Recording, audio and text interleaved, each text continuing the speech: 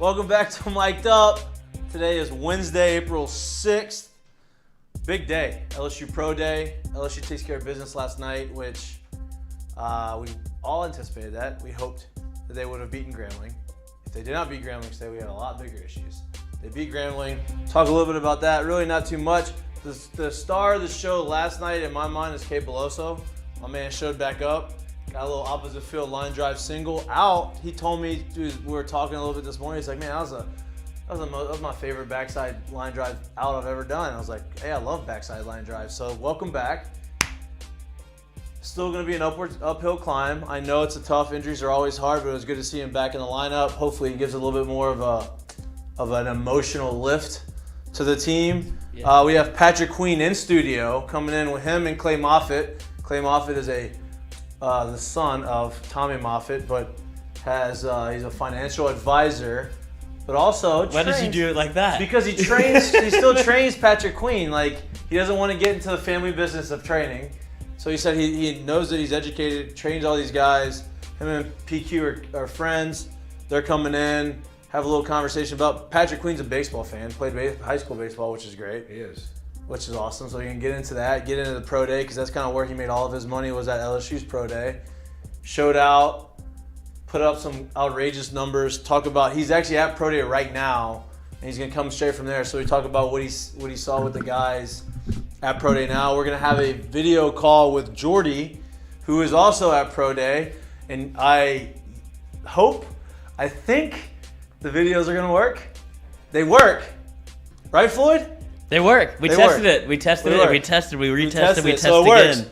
So we're gonna try I need Jordy to call in literally from the drills. Yeah. Great. Like I want him to be right there behind me. I want him to be running a 40 like hey, I'm right here. Right in the middle of it. Like storm chasing, but he's actually. I need him to be running a 40. Oh yeah. Yeah, with the foot. Yeah. Pull up an amp so you don't fall down, dude. All over the place. Yeah. Or put the GoPro on his head. Yeah. And it has to run with it on his forehead. You're watching Mik'd, brought to you by Sterling Automotive. We have a new Dos Equis tower. It's not the cans. It is the kegs. We're boozing up. We've graduated. There's a lot of beer. It's 16 beers, 16 beers, 16 beers, 16 beers, 16 beers, and 16 beers. So each keg holds 16 beers. 1, 2, 3, 4, 5, 6 times 16. I'm not doing the math. 36, 6, 1, 2, 3, 9, 96 beers. 96 beers are in this room right now, and I would say probably about. That is correct. I took my Adderall right before this. 62 of them are cold. Oh, definitely. So that's 2 kegs that aren't cold. All the other ones are cold. I prefer hot beer anyway. Appreciate that. We're getting new sponsors. We have. They're very cool. We have a roll-off company that's going to come on board. That we're not. Nice. It's great. It's easy to tap, easy to pump. You got to pump some of the foam out, but it's good. It's good. Thank you, Dos Equis, for the nice kegs. We're going to use them. They're going to be great at Earl's. When we start really get that show going, we really start getting sauced up on the show on Fridays, which that's going to happen. Happy hours. We are in talks with Earls about doing a lot of cool stuff. They're redoing that room down there in the VIP room that they're gonna put and make TVs and kind of make that like the sports betting mecca of the bar of that area. Because the owner, who's a friend of mine, loves the sports bet, and so we're gonna do that. I think Caesar's gonna start doing something. We're gonna have a joint watch party on Friday, early in May, when we have the official date. We'll really pub it. We're going to have a joint watch party based off the show and Earl's that Caesars is going to sponsor for us to watch the LSU baseball game. So we got a lot of cool things happening. The Masters is happening, and that's cool. And what's even cooler about that is Tiger. The Tiger is happening. Is playing, boys. Like, he's in. Like, I know it's still a game time decision. I know he said that he was going to play. He's in. If he could lift the course. Did y'all see the gallery on 18?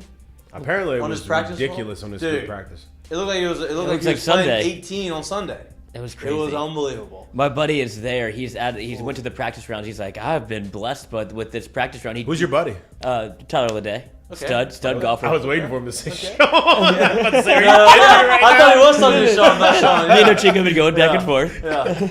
That's actually just bullshit. We have 4 friends that are there. Not one one is my call. brother-in-law. Not one of them has given us any updates in the group text. I don't think you can, dude. You can't bring your phone out there. After the fact, yeah. you go home Sean to the texted me house. some updates last night. It was pretty funny.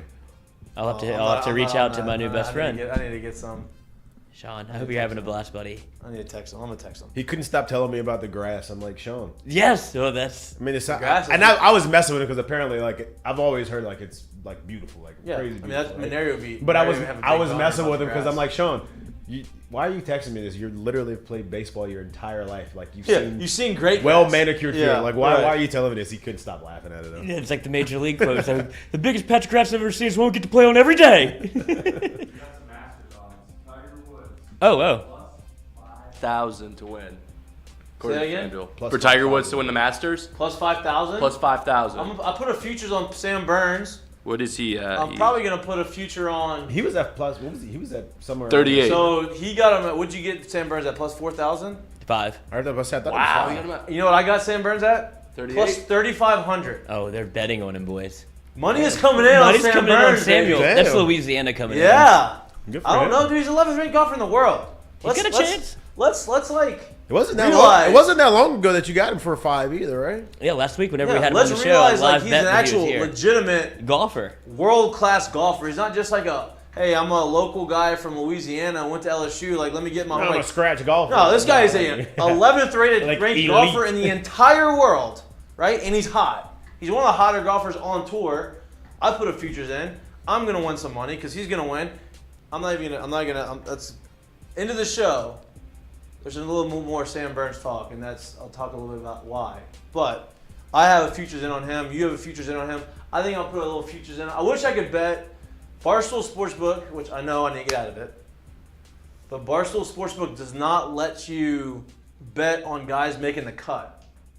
Other ones do. I wanted to bet on Tiger making the cut. I've already done it. Where were you? It's not on Barstool? Oh, it's my offshore account. Yep, not on Barstool. Go get me. Not on Barstool. But I'll find it somewhere. I'll get it. Maybe on Caesars. FanDuel, of course. Everyone else probably has it but Barstool. But look. Lloyd will copy and paste you the link. Yeah, I gotta send you over the guy. He's ruthless. Plus 108 for Tiger to make the cut. Plus 108 for Tiger to make the cut. Oh, that's it? I mean, it's still plus money. Yeah, it's plus money. That's the only time in your entire life you're ever going to get plus money on Tiger making the cut. Oh, God bless you. Allergic to negative Tiger talk. I'm not negative. I know, but if I felt like maybe I was going to say something. No, you are negative today. You're very negative today. That's not one Yes, that. Floyd, Offhand comment. Listen to me. Listen to what happened right here. I put him in such a mood. Floyd is, first of all, his energy level is not high. As high as it's ever been. No, it's not high. It's low. Pop 2 candies. Right? Did you get any sleep? When last you night? when you walk in the Not really, doors, not that great. when you walk in Floyd has a very bad lifestyle. He doesn't sleep. Then when he does sleep, he sleeps in the middle of the day. It's He weird. tells me, no, not Right? really. So Floyd, when you come into these rooms and the doors close and the mic'd up show's about to start, you bring your fucking personality. You lock it in. And you bring your personality. And he did not bring his personality, but what he did do is he told me, which I knew, he was going on vacation, right? He has a week. Yeah. He's going to play Pebble Beach, which I'm excited for him. I cannot wait for him to go play Pebble Beach in May, which I knew was going on. So in my head, I was like, okay, let me figure out when he is going to be on the show. Okay, hey, you're here. He goes, oh, and I'm going to Vegas on these stuff. I was like, yeah, great. He's on his phone, looking at the dates, doing something, and he goes, hope it goes well. The show? Yeah. I'm like, what? Look, he cut daggers into me. I was like, I didn't realize. I wasn't talking about you. I was just thinking while I was looking at my phone, and I said in a very monotone way, which may have been construed as sarcasm, and it was not. It was not. There was no zero sarcastic tone in your voice. It was almost like I want to watch this thing fail. I want to see what happens. But in reality, there's nobody there. We don't have a backup. And so, yeah, we don't have a backup plan. And so my whole thing was I need to find someone to take over the producer role for those 5 shows that he's not going to be available on. And I need you to help me find someone who can do it so that you can tell him. And he was like, hope it goes well. No, that's not the buy-in I was looking for. Right now. Literally not like, hey, look, I'm giving you this notice a couple weeks early so I can help you find something. Yeah, I hope you. Hey, I'll help you. Good luck, bro. Nope. Let me know. No buy-in. I do hope it goes well. Let me know how it goes. Yeah, me too. Hope it goes well, and it's gonna go well. And you know what? I hope the guy's better than you, Floyd. Which guy? My brother? The person I put in. Oh, I do your too. position. I hope I get Wally pipped. I hope you don't. And I'll just go sit in that chair. Okay. Right there. Fine. Yeah. I'll be here. We'll see. I got nothing else. We're to just do. gonna BS for 14 my minutes livelihood. until we have this. We probably should move our little conference Oh, yeah, monitor at some yep, point. yep, No, yep. we don't have to do it right now, but. I didn't want anybody to So- trip over. We Yeah, got. we had to wait for him to get in. Patrick Queen is coming in at noon. And then when do we want to? Did you text Jordy to see when we're going to get a live update from the?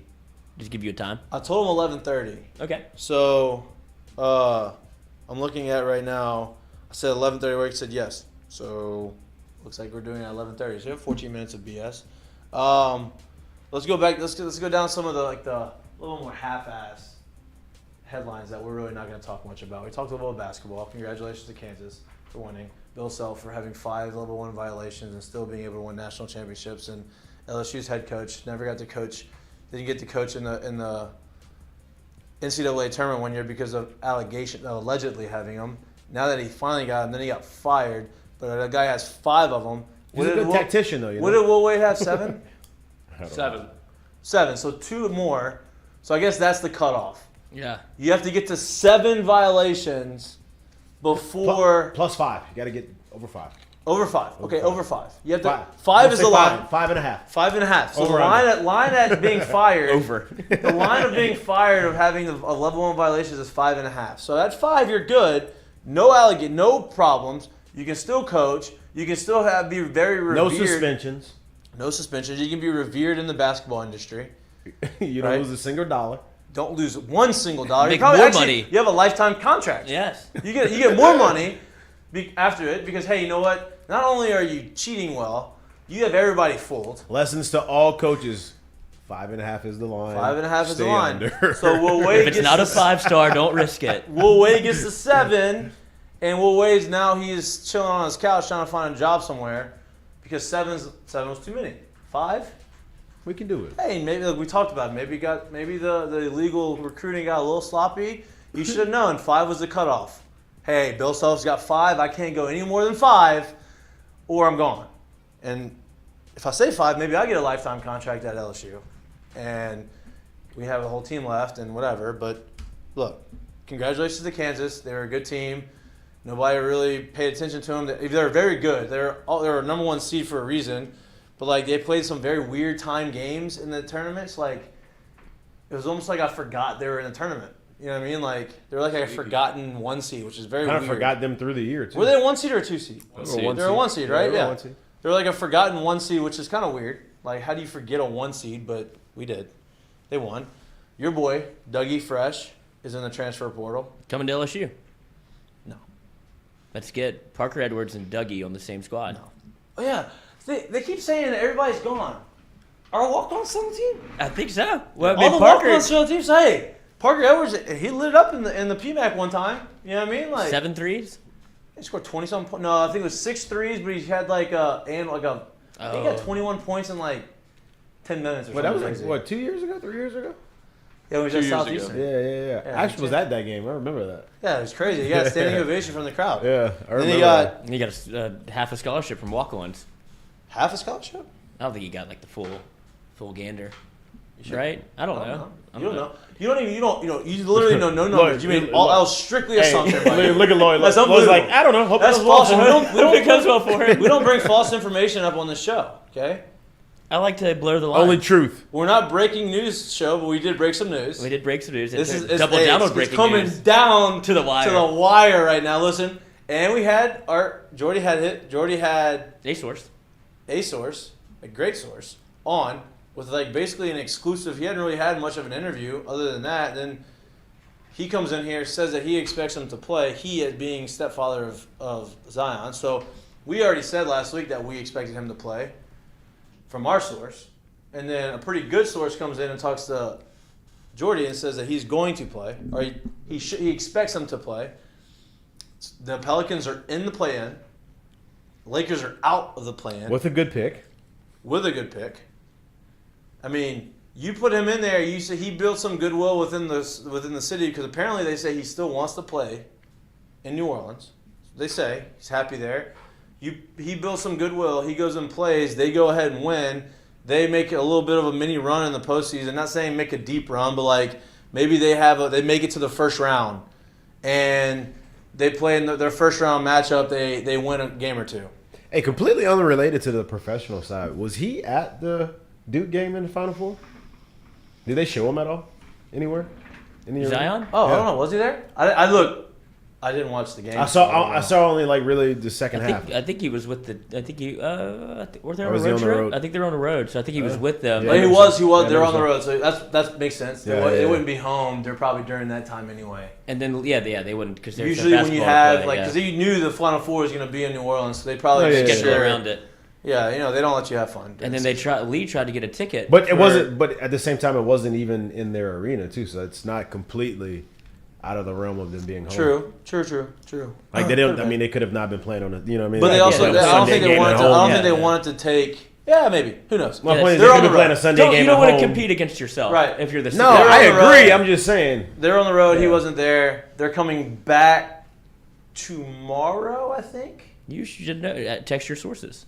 I think they're coming back tomorrow, Thursday. They only have 2 or 3 games left. If Zion doesn't play, it's not your fault. It's not my fault. You reported the news. I reported what I was told, and it doesn't work out. I'm not claiming to be an insider. But you're a little bit of an insider. If I did have an inside track to some information that is really good. But this information didn't really come from the outside. Yeah, it came from somebody who knows. Somebody who knows. And so look, I'll put my But I said put my that. eggs in that basket. I said that to say this, that Okay. it is very obvious where the Zion camp stands whenever you heard it from the horse's mouth wanna yesterday, play. and Lee Anderson. And so if the Pelicans don't play him, it's very obvious that it's on the Pelicans at this point. That Zion has done all of the goodwill in Zion's camp to be like, look, we want to be in New Orleans and we want to play. If we do not play, you can point at one man and one man only, and that would be David Griffin, right? In the Pelicans front office. Yeah. Like they drew the line in the sand throughout this whole process. You would assume. You're right. Like that's if Zion says they want to play. Now listen, there's 2 sides to every story, right? Like you can hear what is being said. Three. There's 3. There's You're 3. right. There's one side, there's the other side, and there's the actual truth in the middle, right? And Lloyd's like, And "Holy my shit." story, yeah. yeah. Blend all those together, But and you get a so great, you great take. You hear what the Zion camp wants, which sounds awesome, and I hope that's the truth because you do want your star to want to play and be on there and like be fully capable. You see him doing these crazy dunks. You see him playing 5-on-5. You hear all these reports like, all right, he's ready to come back. Then he says he wants to play. Then you don't really hear anything from the Pelican side. Well, there's something obviously going on behind the scenes, and hopefully it's got cleared up and they're ready to play, and we look like geniuses, and it's be great. But if not, caveat is we're not in the breaking news business. We just broke a little news that may or may not be true. Who knows? John Shea Kirkland, 42-inch vertical. John Shea Kirkland just jumped to 42-inch vertical. That's pretty impressive. What's your Stingley, vertical? 38. Derek Stingley jumped to 38, which this is funny because we know like 38's a high vertical. Hey, But you look at go ahead, what? Go ahead. No, finish that statement. You look at what he did in high school. He had the greatest testing combine in the history of high school athlete. He ran a 4.3 40. He jumped a 42-inch vertical. He had like a crazy cone drill, all this stuff, right? So that then you're expecting, and he has an unbelievable freshman year, but he hasn't played football in 2 years. He comes off from a Liz Frank injury, like he's been hurt. People want him to skyrocket up those boards, which I think he is a first round. I think he should be a top 15 pick. But you're expecting all these things for a guy who really hasn't played. Like, you don't know. Like, a foot injury is whatever. So he goes and jumps a 38-inch vertical, and people are here like, oh, it's it, 38? I'm like, because 38-inch vertical is high. That's jumping high. I know it wasn't 42, but, like, that's a high vertical. Now, let's see what the 40 is. They were talking this morning over under 4.35. I think I say over. Not saying he's not capable of getting back down to 4.3, but, like, I say over. I think he's coming off an injury. Like, I think if he was a 4.38, that's flying. That's still over 4.35, though. That's what I think. I think John Shea Kirkland is going to be in the NFL, though. I think he'll be a gunner. I think he's going to be one of those guys that you look up 4 years down the line, like, damn, John Shea's in the NFL. Like, maybe he ends up being a slot receiver somewhere. Like, damn, how? I'm like, yeah, well, everybody told you how much of a freak athlete he was, and he jumps a 42-inch vertical, and he's probably going to run a fast 40, and, you know, he's going to put some good film. Now the floor is yours. What were you saying? Another thought. Just my thought on this one. I was like, I would say at this point of the top, like 15 to 20 picks that there is this year, Derek's got to be. Oh, Sauce says he's the best guy in the draft, best cornerback in the draft. That's what he says. Sauce, with But Sauce. Derek's got. he's got to be probably the biggest lottery of it all right now, right? Like I agree 100%. Like he could be worth every penny of it at 1, or you take him at 20 and he could be the biggest bargain. Or he can be the biggest bargain at 20, right? Well, I mean, he's obviously not going 1 overall. I'm just saying. Right, no, I'm with you. But he's talented enough to do that. Yeah. But he hasn't played. He's going to be banged up a little bit. No you literally haven't seen that 2019 version of him since realistically 2019. Right. So like I said, you could. He hadn't done drills with the combine. He hasn't done any of those things. So like, yeah, I'm with you. Like, right. But I think his talent wise, and I think his ability, he's a top 10 pick probably. And you may get him in the 20th. I mean, I would love for the Saints. I would imagine at this point. I don't think they will, but I would imagine at this point he's probably most likely going to go the second cornerback taken overall, right? I mean, I don't know. That would be my guess.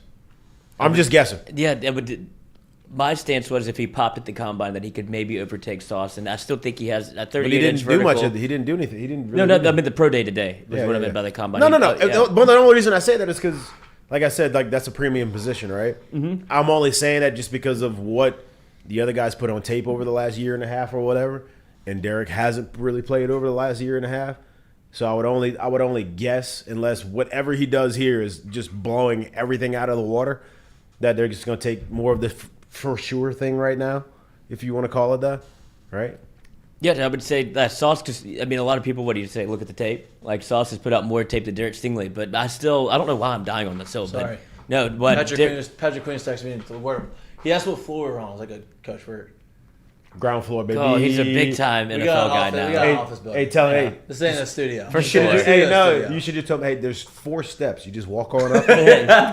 Come on through the door. And the gate that you want to use, it actually opens towards you, so you have to step I'm down. gonna send someone out there to get him. Wait, I'll send the receptionist out. Yeah, I'm gonna send my assistant out. Send one of the watchdogs out. Oh, that dog got out. They tried to get animal control. Tried to get him. I didn't mean to cut you off. I are in a really good conversation there. I'm sorry. Oh no, I was just saying I don't know why I'm still like a little bit stuck on this Derek Stingley thing, and I think if he does, You've been stuck on it for a long time. I know, because I see the athlete that he is, and I hate that it feels like big what if factor with Derek Stingley and what happened at LSU, because you saw the glimpses of the athleticism and how well he could play corner and how well he does all of the hard things and make them look very easy. But I don't know if you can really convey any of that at a pro day. It's going to have to be, he's going to have to run a sub 4.3 time. He's going to have to jump, I would imagine, over 40. It's for him to move up into that, to be the first corner taken. Sub 4.3. Like, I was thinking like 4.33. So I think all he has to do is show that he is healthy. Yes. And if they run the drills. And Oh no, man! I I agree, but like, let's just say, what did he run coming out of high school? You said 4.3 flat. 4.3 flat. So what if he runs a 4.39 instead of jumps 42, jumps to 38 I'm with instead you. of? He's not the freakish. I get it. No. That's still freak numbers. But I'm saying, like, if you put them together and 3 years later they're lower than what they were, Right. I could see teams being like, no, listen, I believe it, but he was younger. He was a little bit different. Like, he felt different. Like, but he also didn't train for the combine, right. Which So, we all know that this. we'll this see. is- It's gonna be interesting. I'm gonna be interested to see what his 40. Like I said, I mean, I think he's got to be one of the biggest lottery picks when it comes. And to we are about what to you're gonna find, we're get. about to talk to Jordy, who's gonna be there once we get our monitor working. It's on the right side of it, I think. The power button's right there with 4 legs. Let's text Jordy to You see heard if me? he's available. Oh, there, that's nice. Yeah, it's 11:30. Thanks. I can see the clock. Yeah, that's what made He me. said, I'm in. I'm in. He's All right. in. He's in. Oh, I see him. What a cutie. Oh yeah, I gotta put my headphone on. Oh Yep. yeah. I gotta do this. I don't like these things, but I gotta do them. You in there? Yeah, buddy. Oh. There he is. There he Oh, is. like a big shot. Chevy get him on tuned there? up like a NASCAR there he pit is. stop. There he is.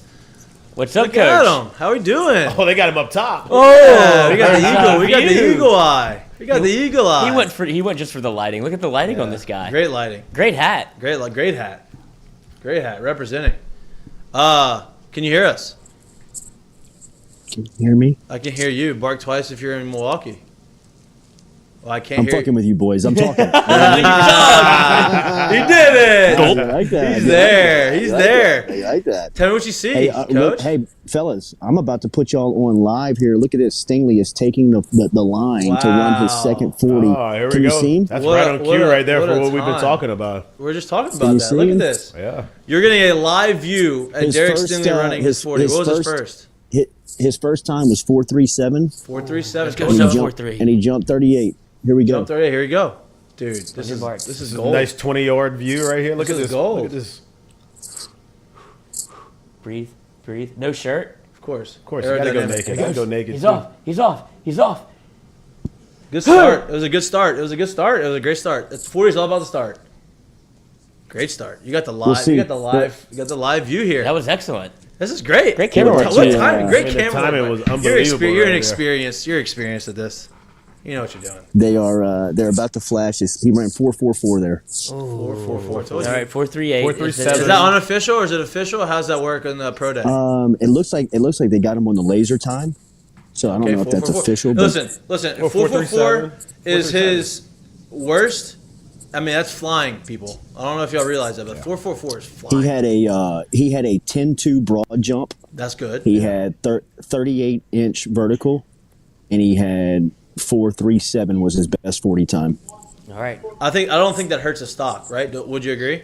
I think this. I agree. I think man. he's I gonna think stay this- right I in the think same this- I range. think yeah. he holds. Yeah. I think this I mean, basically if- shows that he's healthy. If we're comparing him to his numbers that he came out of high school with the 40 inches and the 4.3 flat, I mean, to see where he is now after a Liz Frank foot surgery, I think that should check out. You know, I mean that he seems like he's healthy. He's moving like he's healthy. He's running and jumping like he's healthy. I think from an NFL scouting standpoint, that's really what you're here to see. You know, and No doubt. they're about to move him onto the field and start doing some field testing. So I'd imagine that there'll be some curiosity to see how he comes in and out of his breaks. But I mean, I think that a 4.37 and a 38, it was actually 38.5 inches on the vertical was That is, half-inch matters, Coach. is good enough. Does every time, Coach. Ask Every the single Italians. time, get as much as you can out of it. Lloyd What- dropping in. of course. What? Who else have you seen there that's impressed you? Has anybody else run? I know I saw John Trey jumped a 42-inch vertical. John Trey jumped out of the building. You know who's had a pretty good day? I think is Cardell Flott. Flott put down he ran a 4.42 Wow. on his first one, and I believe he ran a 4.49 on his second one. How about big Austin Deculus running a 4.99? Damn. Damn, breaking Seeing 5. that big fella Damn. moving That's downhill a lot like of body. that was pretty That is a big intimidating to body. see him move. But I think Neil Farrell's probably made a little bit of money. You know, I mean, just kind of judging by some of the social media that I'm watching. I don't know how you really judge or test or judge a defensive line's testing, but it seems like by the people that we're talking to that he's having a really good day. What about did John? I mean, I keep going back to John Trey because he's intriguing to me because of what he did for us in the bowl game. But I think he's a guy that you look up 4 years down the line. He's like, damn, John Trey's in the NFL, and like he's trying to get some reps as a slot guy. And did he run the 40? Is he running? Did he have a good time? Because that 42-inch vertical ran- is electric. And a 4.4 flat in the 40. I'm with you. I think James Wright. I think Russell Shepard. Yep. I think guys like that. When I was you look up, I was and you're literally saying, thinking damn, Russell Shepard too. 5-6 years in the league. He's covered kicks. He's covered punts. He's on the punt team. He's on the kickoff team. The next thing you know, you're down a wide receiver on a Sunday, and you can throw him into the mix and let him be a third or fourth guy for you. He's going to catch everything. The vertical says it, right? But I mean, just a supreme athlete. And I mean, people you can told see us it by- told us going in that he was going to test very well. People said that he was. Yeah. I mean, he was one of the freakish athletes on the team, and I think he's. I don't know if he's going to get drafted, but he's going to get an opportunity for sure. No, I definitely think that he definitely will get a chance. He'll definitely get a shot. You see Patrick Queen there? He's on his way over here right now. I don't know if you saw him roaming the grounds. I haven't seen Queen. There's a lot of the current guys out here, a lot of the current roster. I'm seeing. It looks like Miles Brennan's actually going to be the quarterback today. Oh, wow. for the Hey, that's throwing good. drills. There we go. Is Stingley going to line up at wide receiver? Yeah, Stewie's giving everybody his testing from when he showed up to the Les Miles football camp 6 years ago. What was it? What was it? 4.85. Yeah, he said he 4.85, jumped 37 and a half. Okay. I heard the hips are fluid though. They really get it out of breaks. Yeah, nice hips. Yeah, it says he let up a little bit before the finish line on his 40 time, so that's a true indicator of That'll his get you. That's a speed. rookie move there. That'll get you. But said he did oversleep on the second day of camp and didn't make the Right on brand, make the right second there. day, which just feels right on brand for Stewie. I told him. I'd like to fire you retroactively for not showing up to day 2 of camp. Oh man. I think Stingley did what he was supposed to do. And you said the drills, like the position drills, are about to start right now. Yeah, they're moving people onto the field. They're now doing the 3-cone drill running exercise. In fact, Ty Davis Price, this is the first drill that he's taken part of today. He hadn't tested, right? Because his testing at the combine was great. He shouldn't have had a test today. He tested well at the combine. You know who's having a good day is Glenn Logan. He's having a good day, just from a testing standpoint. But yeah, they're going to go through the 3-cone drill. They'll go through the bench presses last. I don't think that Stingley is going to participate in bench press, and then they'll move him on the field for people that request to see him on the field. And I'd imagine that there will be a lot of requests to see just Stingley moving in and out of his breaks. Yeah, for sure. What's the vibe like over there? Is it like is it energetic? Is it kind of like professional? Is it like get in, get your deal done? Like I've never been to a pro day, so yeah, it's kind of it feels like a track meet. Like there's not a lot of noise. Who's running this stuff happening? It feels like the Steelers organization are running it because they're the ones that are doing the start and stop in time. Right. They're the ones that are kind of lining everybody up.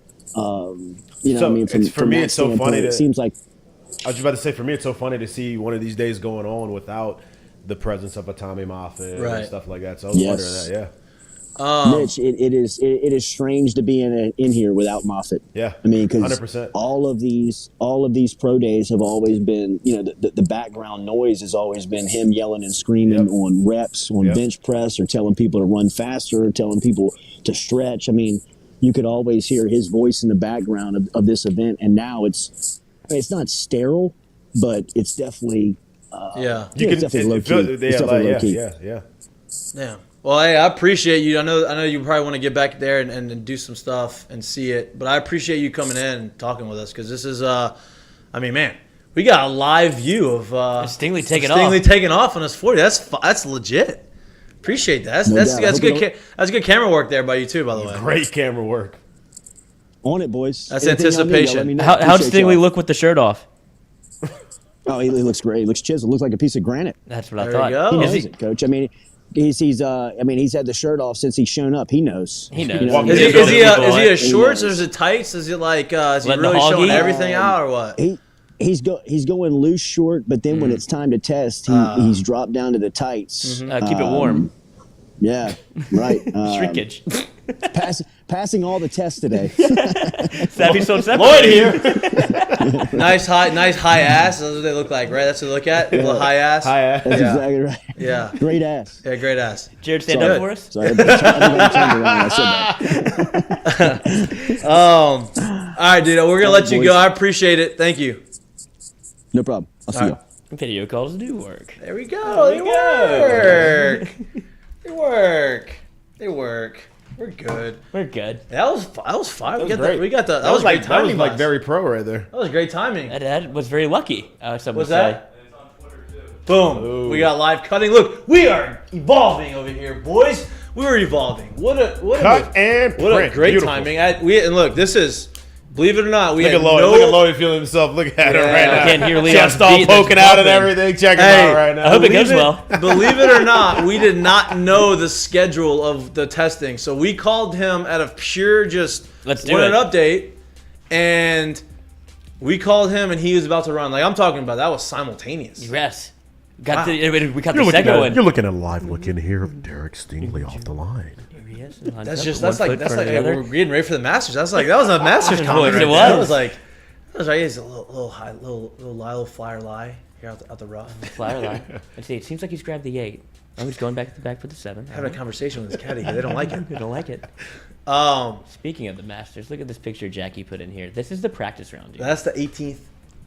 We're bouncing around today, boys. me tell y'all This is the something. kind of shows I like, though. Let me tell y'all something. If I was ever standing in the same shoes that he was standing in right now, Foot joint. Hey, somebody is getting laced up in the teeth right This here. person to my right, the guy with the camera, is getting absolutely Lloyd. shellacked in Lloyd. the face. Straight to dent. Like The he's John going Silence straight to the fillers? dentist after this. Oof. Somebody's getting laced Now, up in look, the teeth. hey, Sam said sometimes that helps him. It gives him a line of sight. And you know what? Maybe that would help me. Maybe I would hit the best drive I've ever hit in my maybe. entire life because I knew that I had to stay. Maybe I don't would, know. but in the that chances arena, are- in that arena, I wouldn't bet on me in that one. Look at that, man. That's crazy. I can't wait to go. I'm going next Practice year. round. I'm going next year. Are you calling it? No, I am. I already got invited. Oh God. I'm damn gonna it. be a volunteer. How do I? I hope it goes well. See, here we go again. See, Lloyd. That's what Lloyd does. When Lloyd doesn't get what he wants, he's A powder? he's a powder. You're a powder. Or I'm even not. when he gets what he wants. I mean, kid's going to Vegas. He's going on a vacation. I'm Hope he banned goes. it. Where are y'all like- staying in Vegas? No clue. I decided I wasn't gonna go. Now I am gonna go. I think we're at the Cosmo. Got to hit up my That's a guy good spot. Dale. It's a good spot. Yeah, yeah. Why you Yeah, saying, yeah, he's saying yeah. that like it's such a downer? Yeah, I I'm think at the Cosmo. Well, I've been there before, and there's some places I don't think I am allowed to go. I don't know how strict they are about those rules. I Why? don't know how long Oh, they yeah. are. Why are you got not in allowed trouble. to Why don't you explain that? What happened? God, Lloyd? Floyd? Somebody was in a tussle, and I just had to.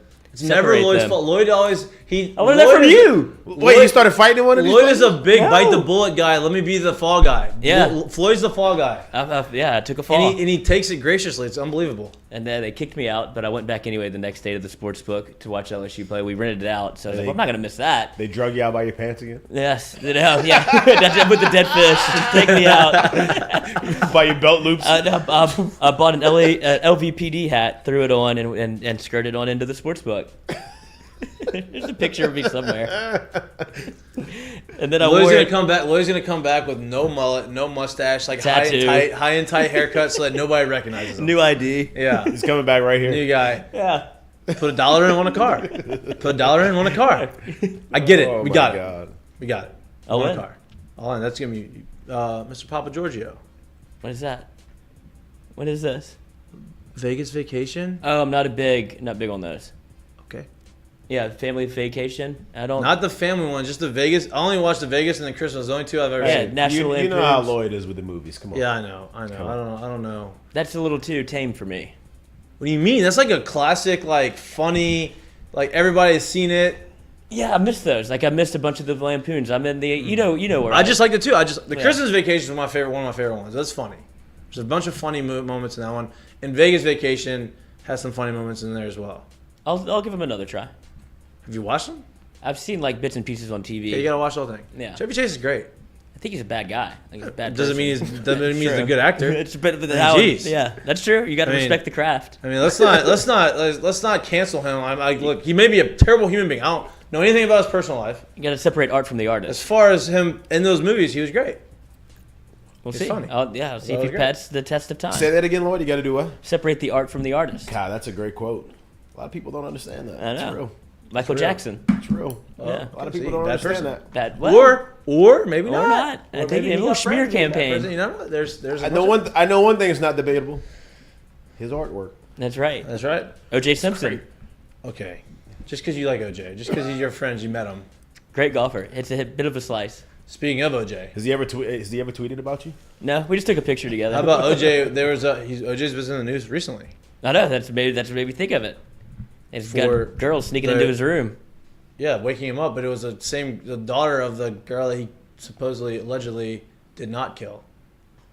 Allegedly They say he did not kill her. He might didn't be the kill most her. Allegedly diabolical killed her, but didn't kill her person because- on the planet. We man. got along. God. Yeah. That doesn't surprise me. Yeah. He said he had some family in Natchitoches, and That I was is- coming from Natchitoches. You say, well, you know what? I'm not going to Natchitoches no more Not because I can't anymore. be linked to whatever might happen. I believed him. We had a good conversation. Back to Stingley. Another I'm just athlete. look at. You think the Saints? Do you think that's a possibility? Do they need? Because now they have two picks. They do.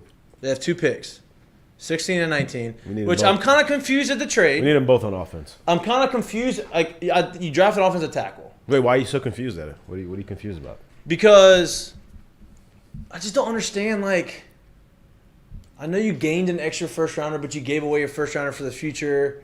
and you gave away all these picks for the future. Like, I just don't know what they're trying to do with it. Now, I can't judge it because it could be great. I don't know what their plan is. They have a plan. Yeah, they obviously have a plan. And it was this.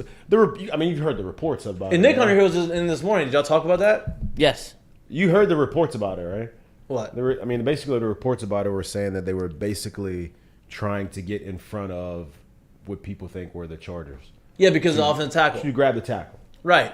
But then I heard reports like, they are going to trade both of those picks to get the 5th pick to draft a quarterback. I'm like, I don't think that's the case either. Whatever it was, I mean, it could. I mean, that would have to happen pretty. They've met with Here we go. Sam Howell, which was a pick that they don't think that they will take in that little slot between. Talking about the quarterback at UNC? Yeah, North Carolina, kind of hefty guy, the Howitzer. But the other player that they think might be in play was Kenny Pickett, that apparently Sean Payton, obviously not in charge of. Like them. Did I not tell you that was a Sean Payton guy? Sean Payton loves Kenny Pickett, so there's Nick Underhill said you if think, they were. Sean's helping? That's what I feel like he's Jerry Westing this whole situation where it's like, Sean, get the fuck out the building. Like, you don't work here anymore. He's coming back. But I think Maybe he's coming back. I don't think he can quit football. So he's coming back. Yeah. But what are y'all on? What would y'all rather see? Has he got what do you mean? What would you rather see? They need to get wide receivers. Or would you rather see the tackle supposedly? I would rather an offensive tackle. Wide receiver tackle. I would like an offensive tackle. But here's another thing. I don't want to get a quarterback. I'm not saying go get a quarterback, but I like the offensive tackle. I think that you can get a high-level wide receiver out of the first round.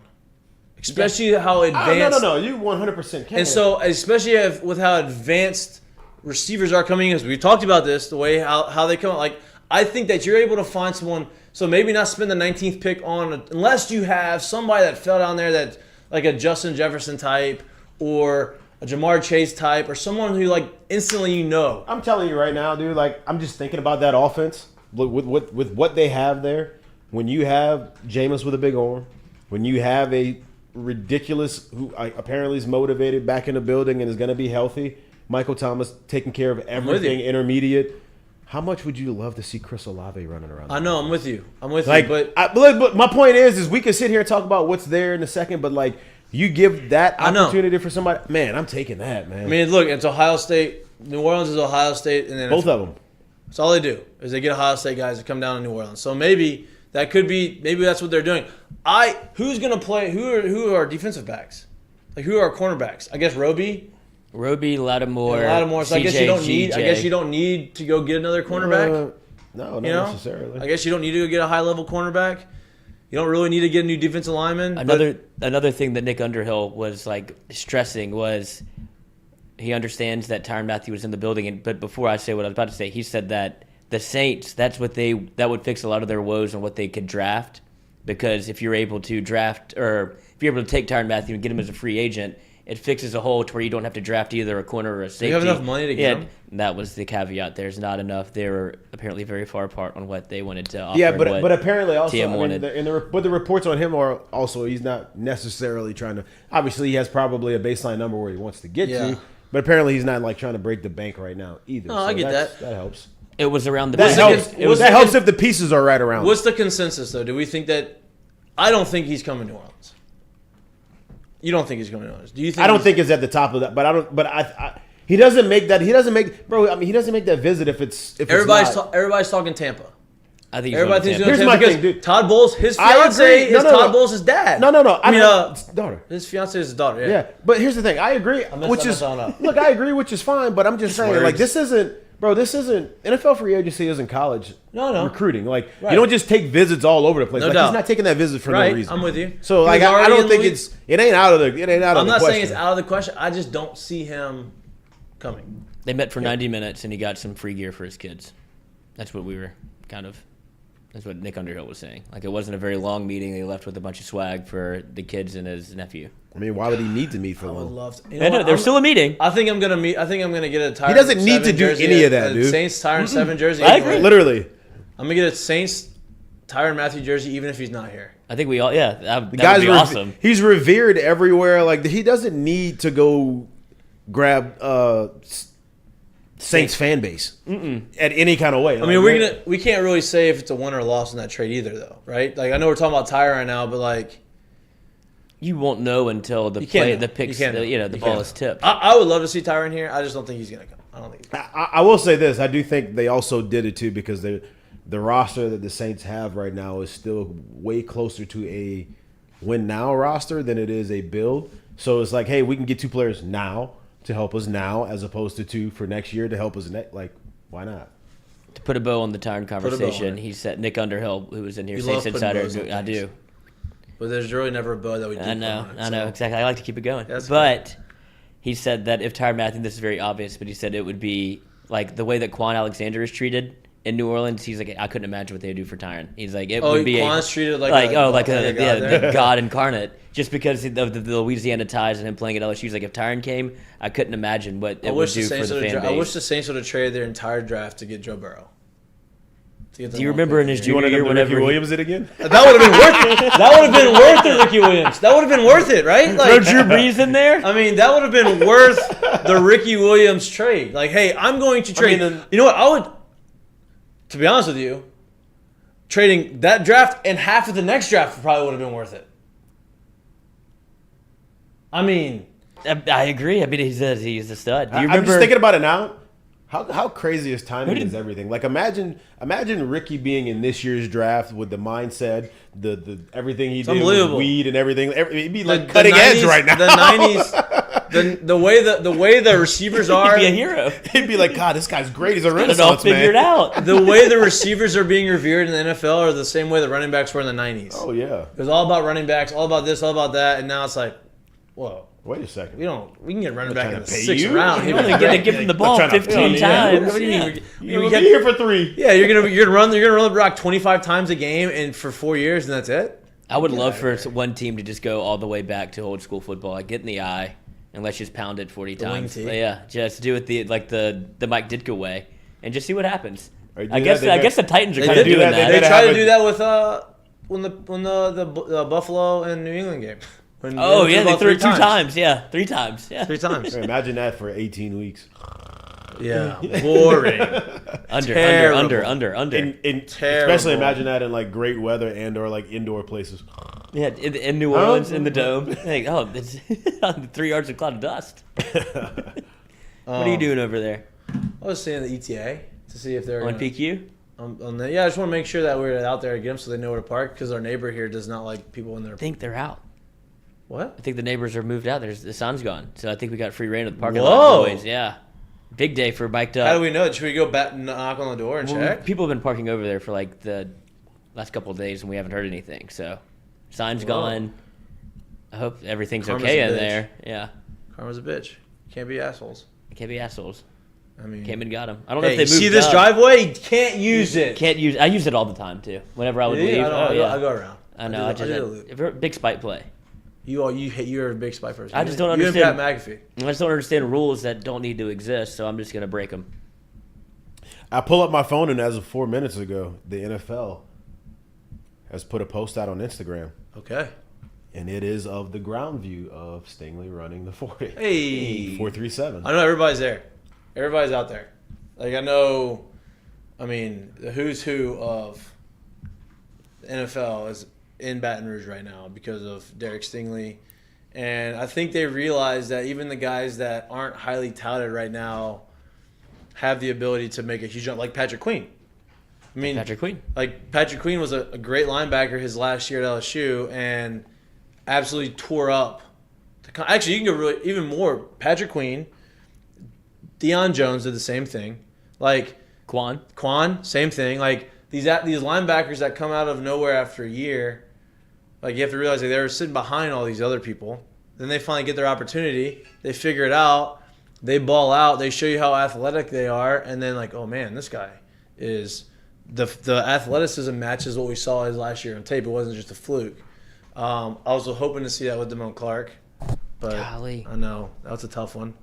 Same What did surgery he as hurt Tiger. again? What did he hurt again? His back. He's having spinal fusion. Oh, man, Yeah, that's tough at that age, too. especially as a linebacker. How far does Yeah. he fall?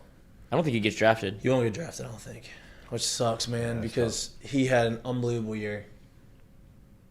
I mean, it's hard to draft someone with a spinal injury as a linebacker. You're hitting every single play. We could see how it happened. Every play. Yeah.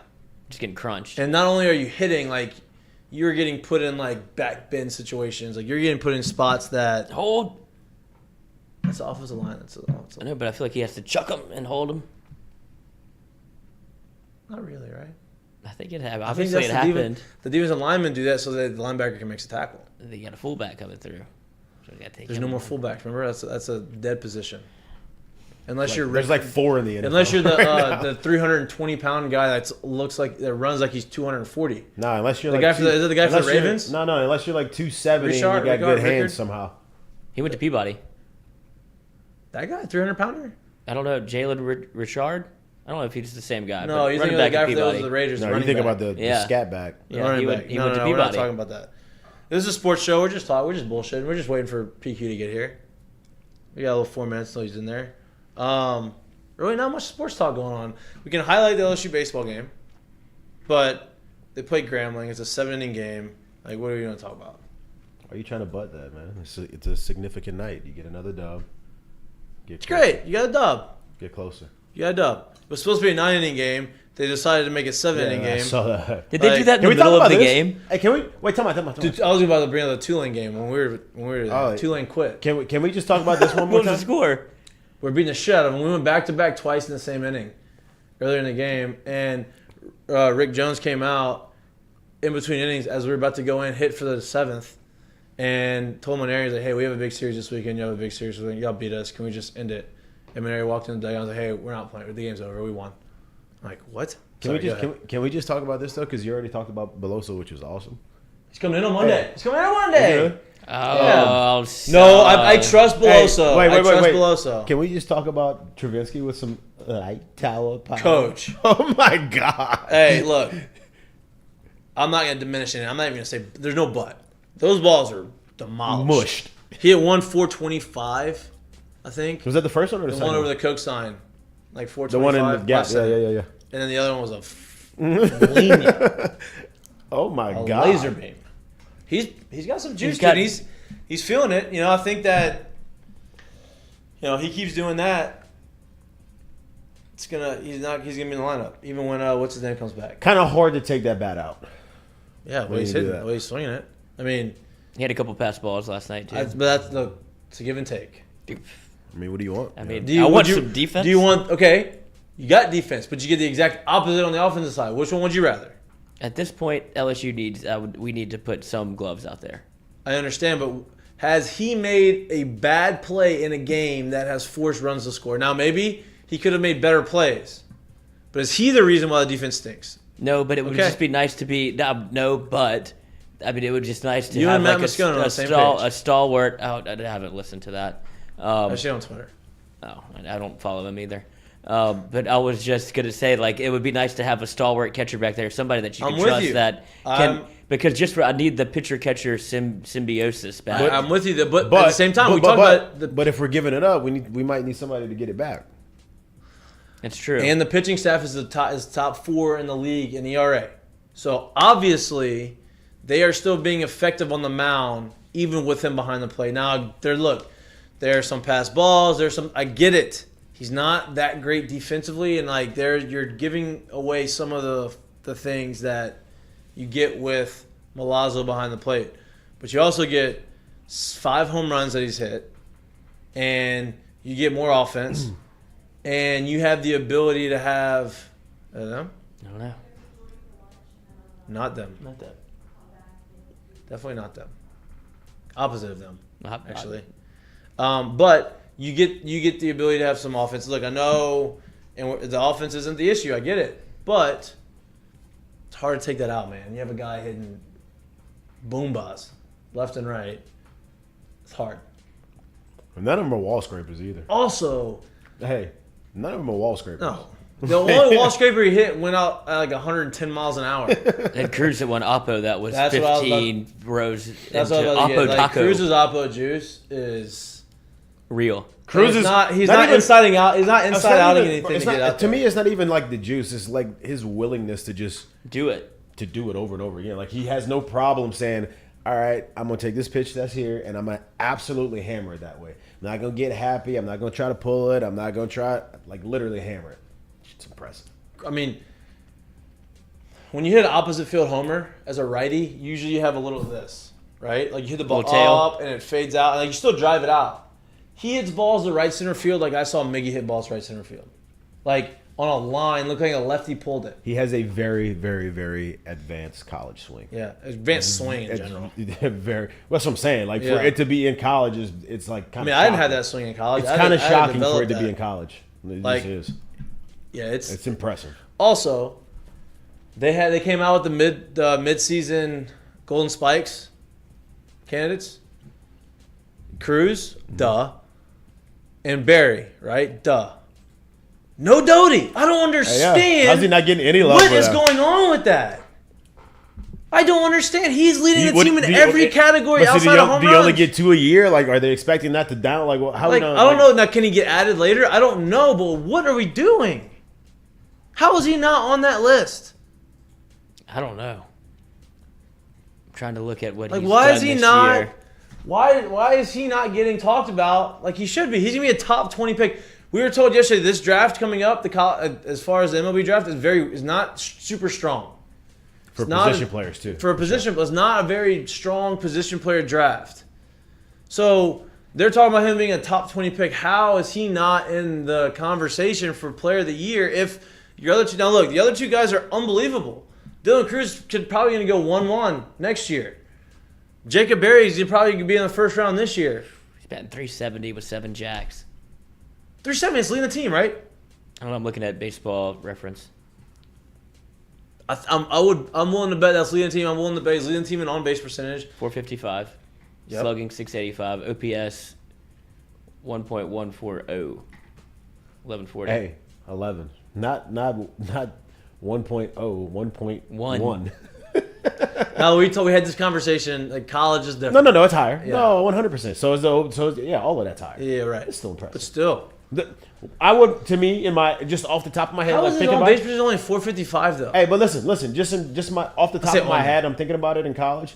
If 1,000 plus is good and it's not good, it's Elite. special. Yeah, like MVP. and like professional ball too. MVP, not even yeah. just in like MLB professional ball. That's 1,100 has got to be just Right. like, okay, well, it's Stupid. pretty much what you're doing in the college level. But he has a bunch of walks. I feel like he walks, he gets on base. I would assume that now. Look, he's basically getting on base every other time. So I'm not. But he does put the ball in play a lot as far as for like when he 17 swings. walks. That's what I mean. Like, No, I would no, I'm assume saying that he had when a he- when he 500 on swings, base. though. Yeah, Yeah, maybe so. I would assume that he has 455. I don't know. Crazy to me, but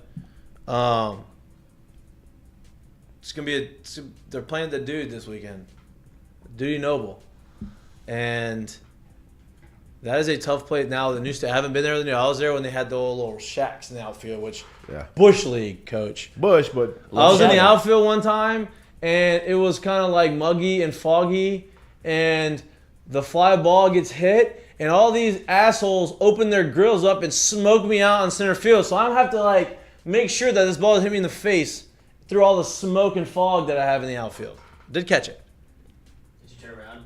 that was around pretty. and toss That it was to him? pretty No, I routine. love that. Yeah. That's what they used to do over there. It was pretty Yeah, routine. but now they don't like now it's.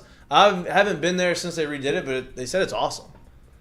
But it's a crazy. They obviously it's Mississippi State. Did they hate just us. redo that one, or did they build a completely new one? I think they just redid the Okay. Yeah, old yeah. one, and then they have to go to Arkansas. So I will say this though, I was thinking about this on the way here this morning. We talked about how in trouble, like this is a big 2 week stretch for them with the SEC play. I agree, but then I was looking at the standings. You have Arkansas, who's 7-2, Auburn, who's 5-4. And all the other teams behind them at 4-5. Right? So Arkansas is a few games ahead in first from anyone else.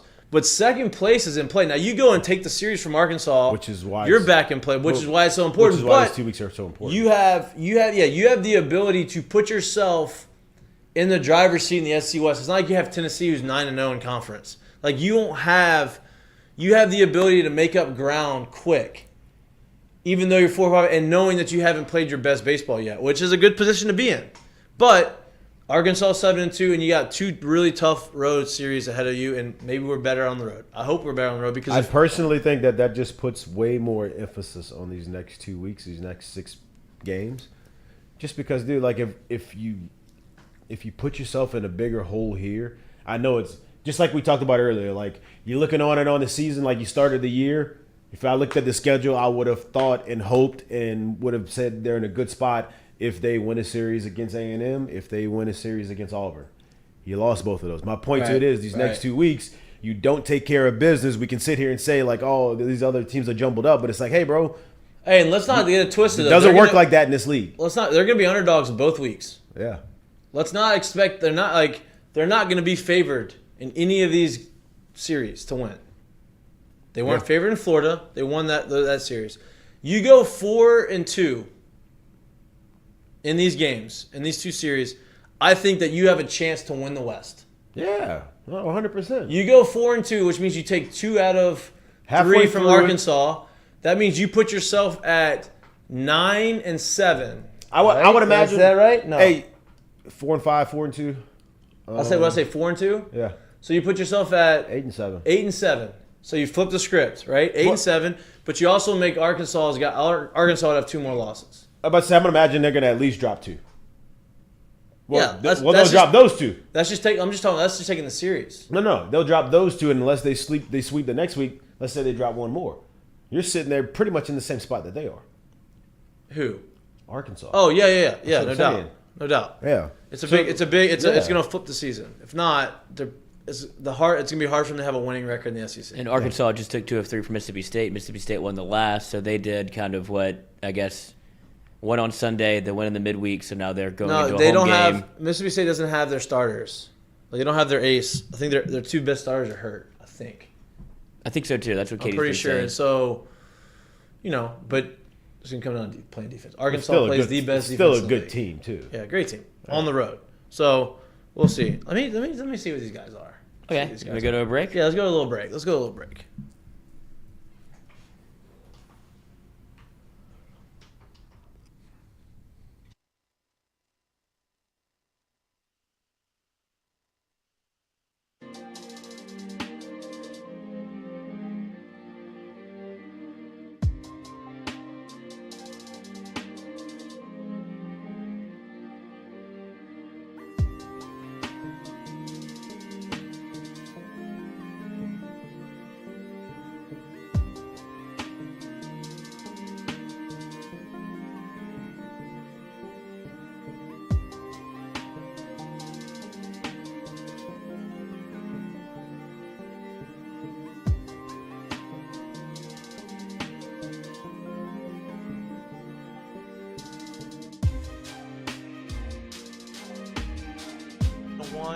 Talk gambling, talk sports, have a ton of guests in here, get a little perspective from the athlete side of it. We got Lloyd in the house, Jay Mitch is in here a lot of the time. It's a fun show, great show. Please like, subscribe, share. Hey y'all, it's Mikey from Mik'd. Catch us live every Monday and Wednesday, 11 to 1. Talk gambling, talk sports, have a ton of guests in here, get a little perspective from the athlete side of it. We got Lloyd in the house, Jay Mitch is in here a lot of the time. It's a fun show, great show. Please like, subscribe, share with your friends. If you don't like it, it's fine. Make fun of us, it's okay. Just get us out there, share us out there. We have fun. We want to share our fun with you. Said Mik'd Up, brought to you by Sterling Automotive. Every Monday through Wednesday, 11 to 1. Catch us live on YouTube, baby. See y'all. Hey y'all, it's Mikey from Mik'd Up. Catch us live every Monday and Wednesday, 11 to 1. Talk gambling, talk sports, have a ton of guests in here, get a little perspective from the athlete side of it.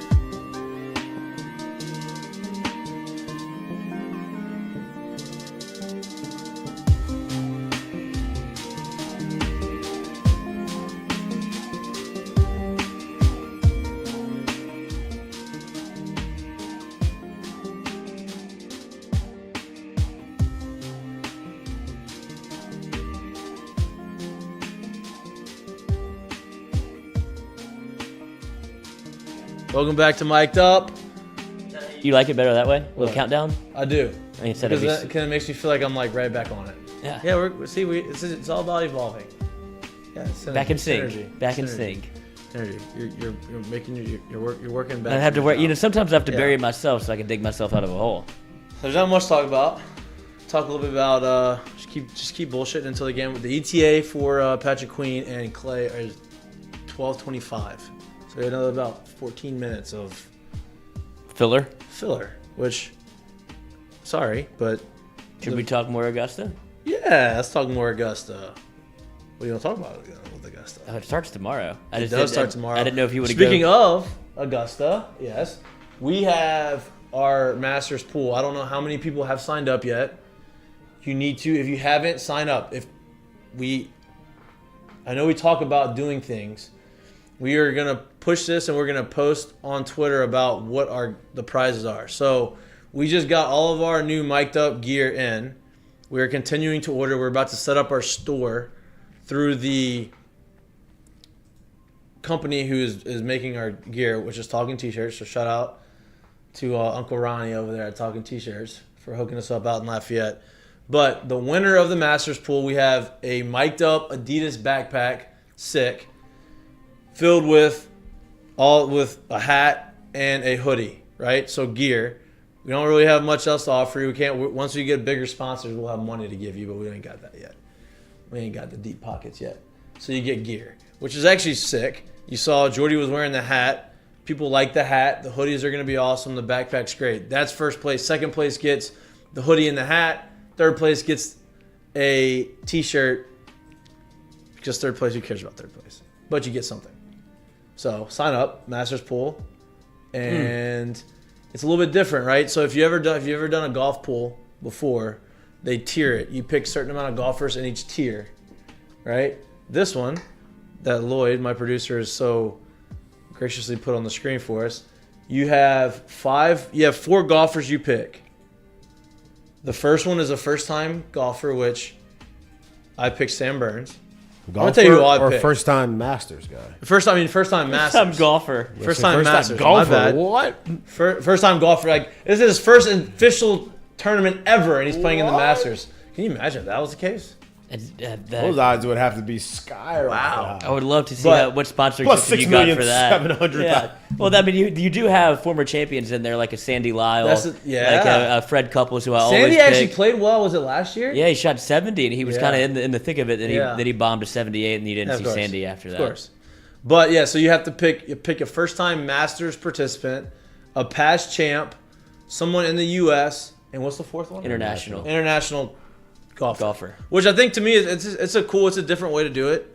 It's fun. It makes you be very selective. Everybody watches the Masters. Everybody watches. At least some of it, huh? At least some of it. You at least flip Like it you're on and- Sunday. You're on Sunday in April. Especially and on there's Sunday. And there's not much going on. You're listening to Jim Nance and you're watching Amen Corner and you're listening to Scott Van Pelt. Like this happens. That's like it's America. It's America. See, a lot of people say it's a great time to take a nap. We do the opposite. We throw an absolute banger of a party in Lafayette, where it is. Oh, you're going to Lafayette this week? Yes, we go. It's all the day affair. It's an all day affair. We get chants going. We have jungle juice. We have. Yeah, you do the whole thing. Do you Yes. do the pimento cheese sandwiches? You don't do any of the No, traditions no. that happen at Augusta. See, It's a bridge too y'all far. do like the I'm still in high school / college party. Well, it's a lot of the jungle parents. juice. You just dropped a jungle juice. Yeah, and the Jello shots. I haven't heard of jungle juice in Look like. at how since excited I you was got like about the Jello shots. 17 Jello years shots are the old. edibles of alcohol. You can take like 4 of them and be like, I'm fine, and then We're 45 throwing minutes we're throwing later. them out off the flow. We got in trouble for that. Did you have the lid on them? Yeah, but you can't throw Fine. alcohol. Remember we were doing that? Oh, No, I don't remember. Yeah, remember that? That was probably like the right before you forgot. oh, y'all were throwing up George over there eating them. He's like, oh, no, you can't throw alcohol. People wanted bees. I'm like, hey, he goes, oh yeah, I want that instead. So I just tossed them. You know, no, never tossed underage. How do you know? I was Because pegging you could people for definitely football. tell. I could definitely tell the people out there too were definitely of age. Could have been a California 16. You can't tell. No, you're creepy. Yeah, well. You're creepy. You're a weirdo.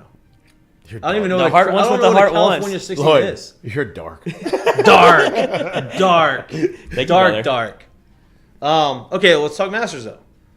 You have a sleeper outside of Sam Burns? I was about to pull up the odds. Pull 'em up. Sam Burns is a great, I would imagine, just because of how we know him and the way he's played. It's not like we're just pimping him because he came on the show and he's from Louisiana. He actually is in a bit of a spot where you would pick him as a dark horse. He's the number 11th golfer in the world. Yes, obviously, Phil would very be a great unison pick if right he there. was playing. Okay, well, he's not playing. But How crazy He's is it playing that in Dubai. if I go get all the money you can, Phil. You obviously need a lot of it. He's a big money launderer. Like he gets in trouble all the time. He's a big insider trader. Phil, and he just pays it back. How do you know this? Look at Lloyd. How do you know this? Lloyd loves dropping information I'm like plugged this. into the golf world. That's not even the golf world. That's like financial world. Yeah, How are he you almost got arrested. And then Almost. but he So- paid it back. And so it's like, oh, no. But harm, what no did- foul. Lloyd knows what happened behind the scenes for him to get back. Is it tax evasion or is it money laundering? It was tax evasion. Okay, I so guess. he's not laundering. We need to money. put a Yeah, disclaimer but- on the bottom of the Yeah, ticker right now. When Lloyd's We're trying not to spew misinformation in here, and you're talking about money laundering instead of tax evasion. Well, either way, he should have been in the clink, and he's not. But now he's been. Well, you pay it back. You don't have to go. Yeah, but I don't think everybody gets that privilege, right? Like if I was caught insider trading, they'd be Lloyd. like, "You're going to jail." Like, Lloyd. "Oh, just pay it back." Lloyd, everyone's treated fair, but everyone's not treated the same. Okay? Separate the art from the artist. There you go. See? Oh God. But Is Phil done? yeah, He's never going to play golf again. No, this is just a certain circumstance where the Masters kind of gets to make the rules. But if I'd have told you a year ago, or I guess in March, Phil built his reputation back up so high. I know he got too close to the sun. You got the odds pulled up? Or you want me to pull them up on my computer? I got him. I got him. Okay, I got him. So okay. you can do a couple of different things. I was looking for you can bet matchups, you can do all those things, but I was looking for just the odds. So if you have them on your computer, I'm going straight matchups here. Jesus. I know, but I didn't know you could do all this. You can do a 6-shooter, 6-shooter. which would be fun.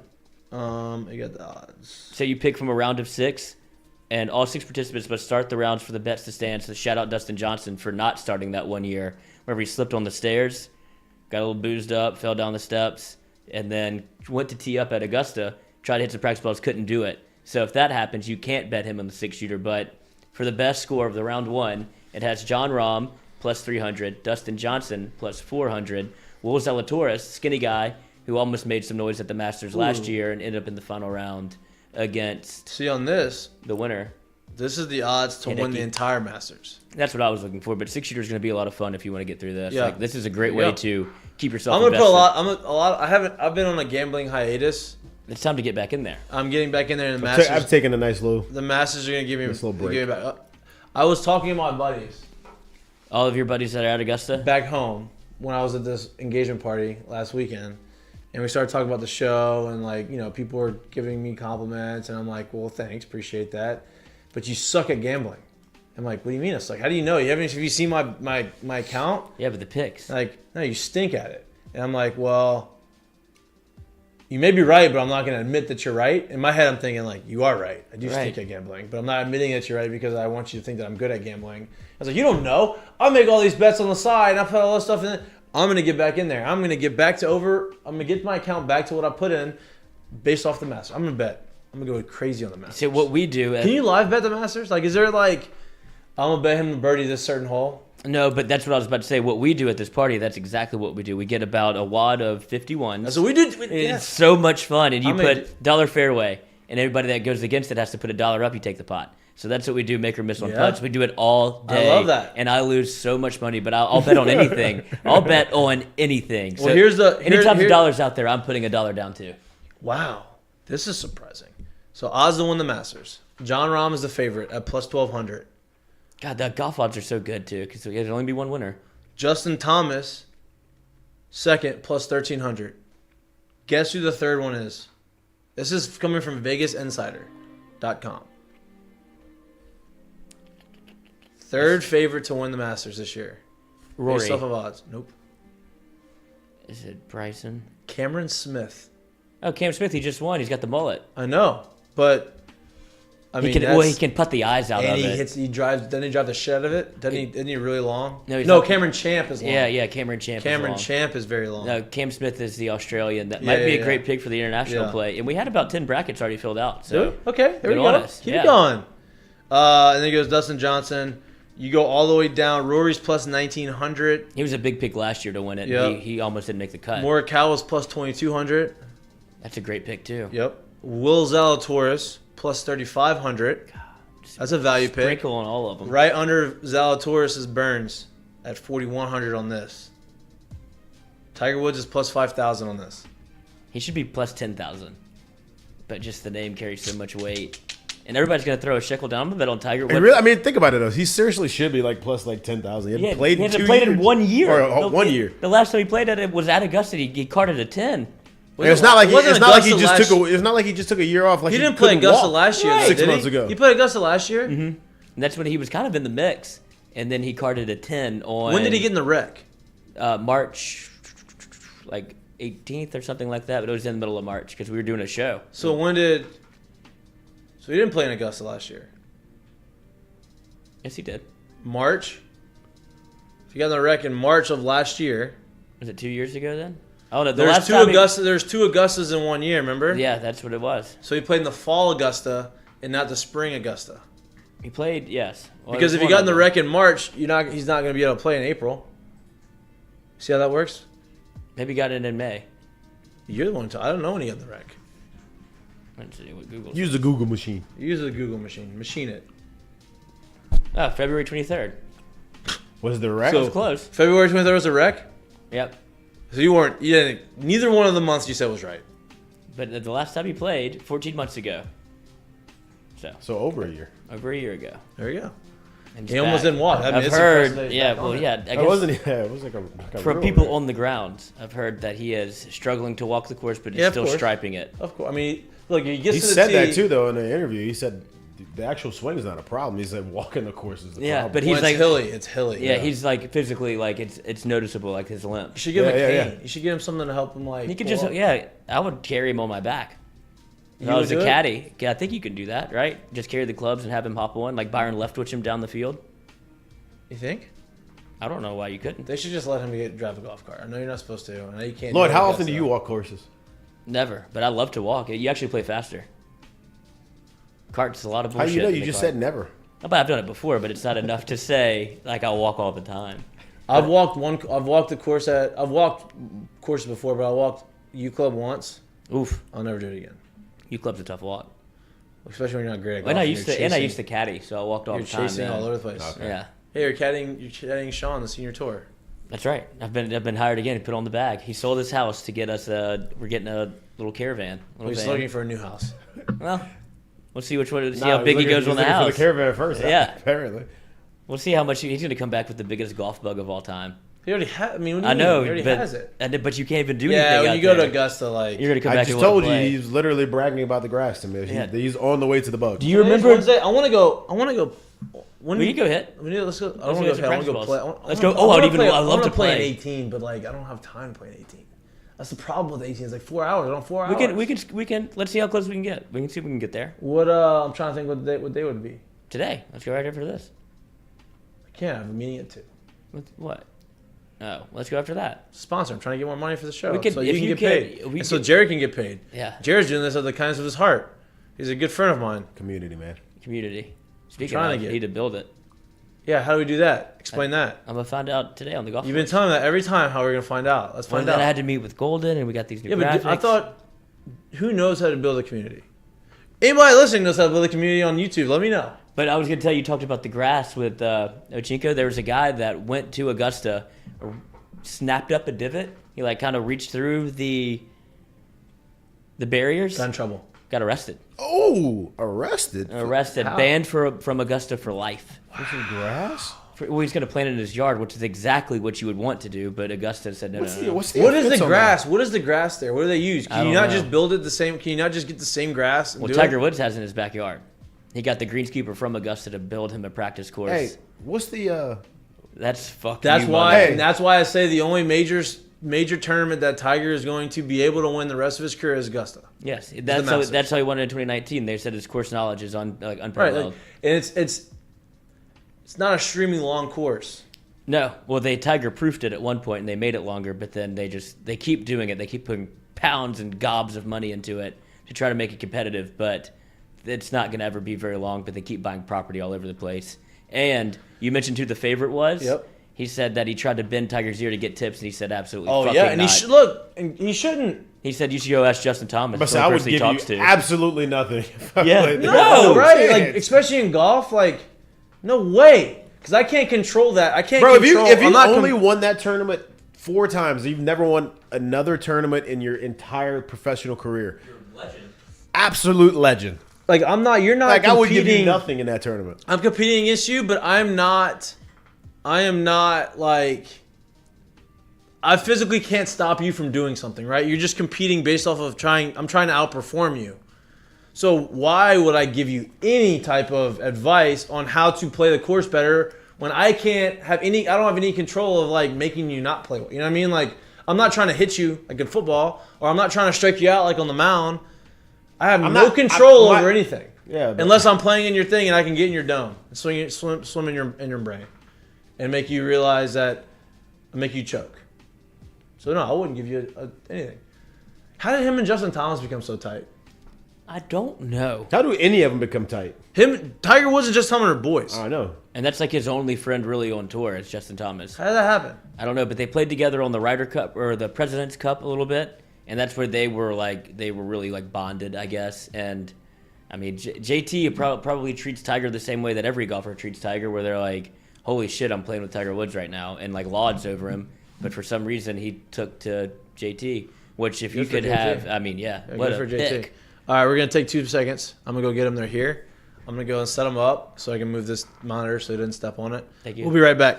Thanks for staying with us if you stayed with us. If not, join us. You'll catch Patrick us. Queen in the Yeah, studio. Come on back. Come on back. And if not, it'll be on YouTube.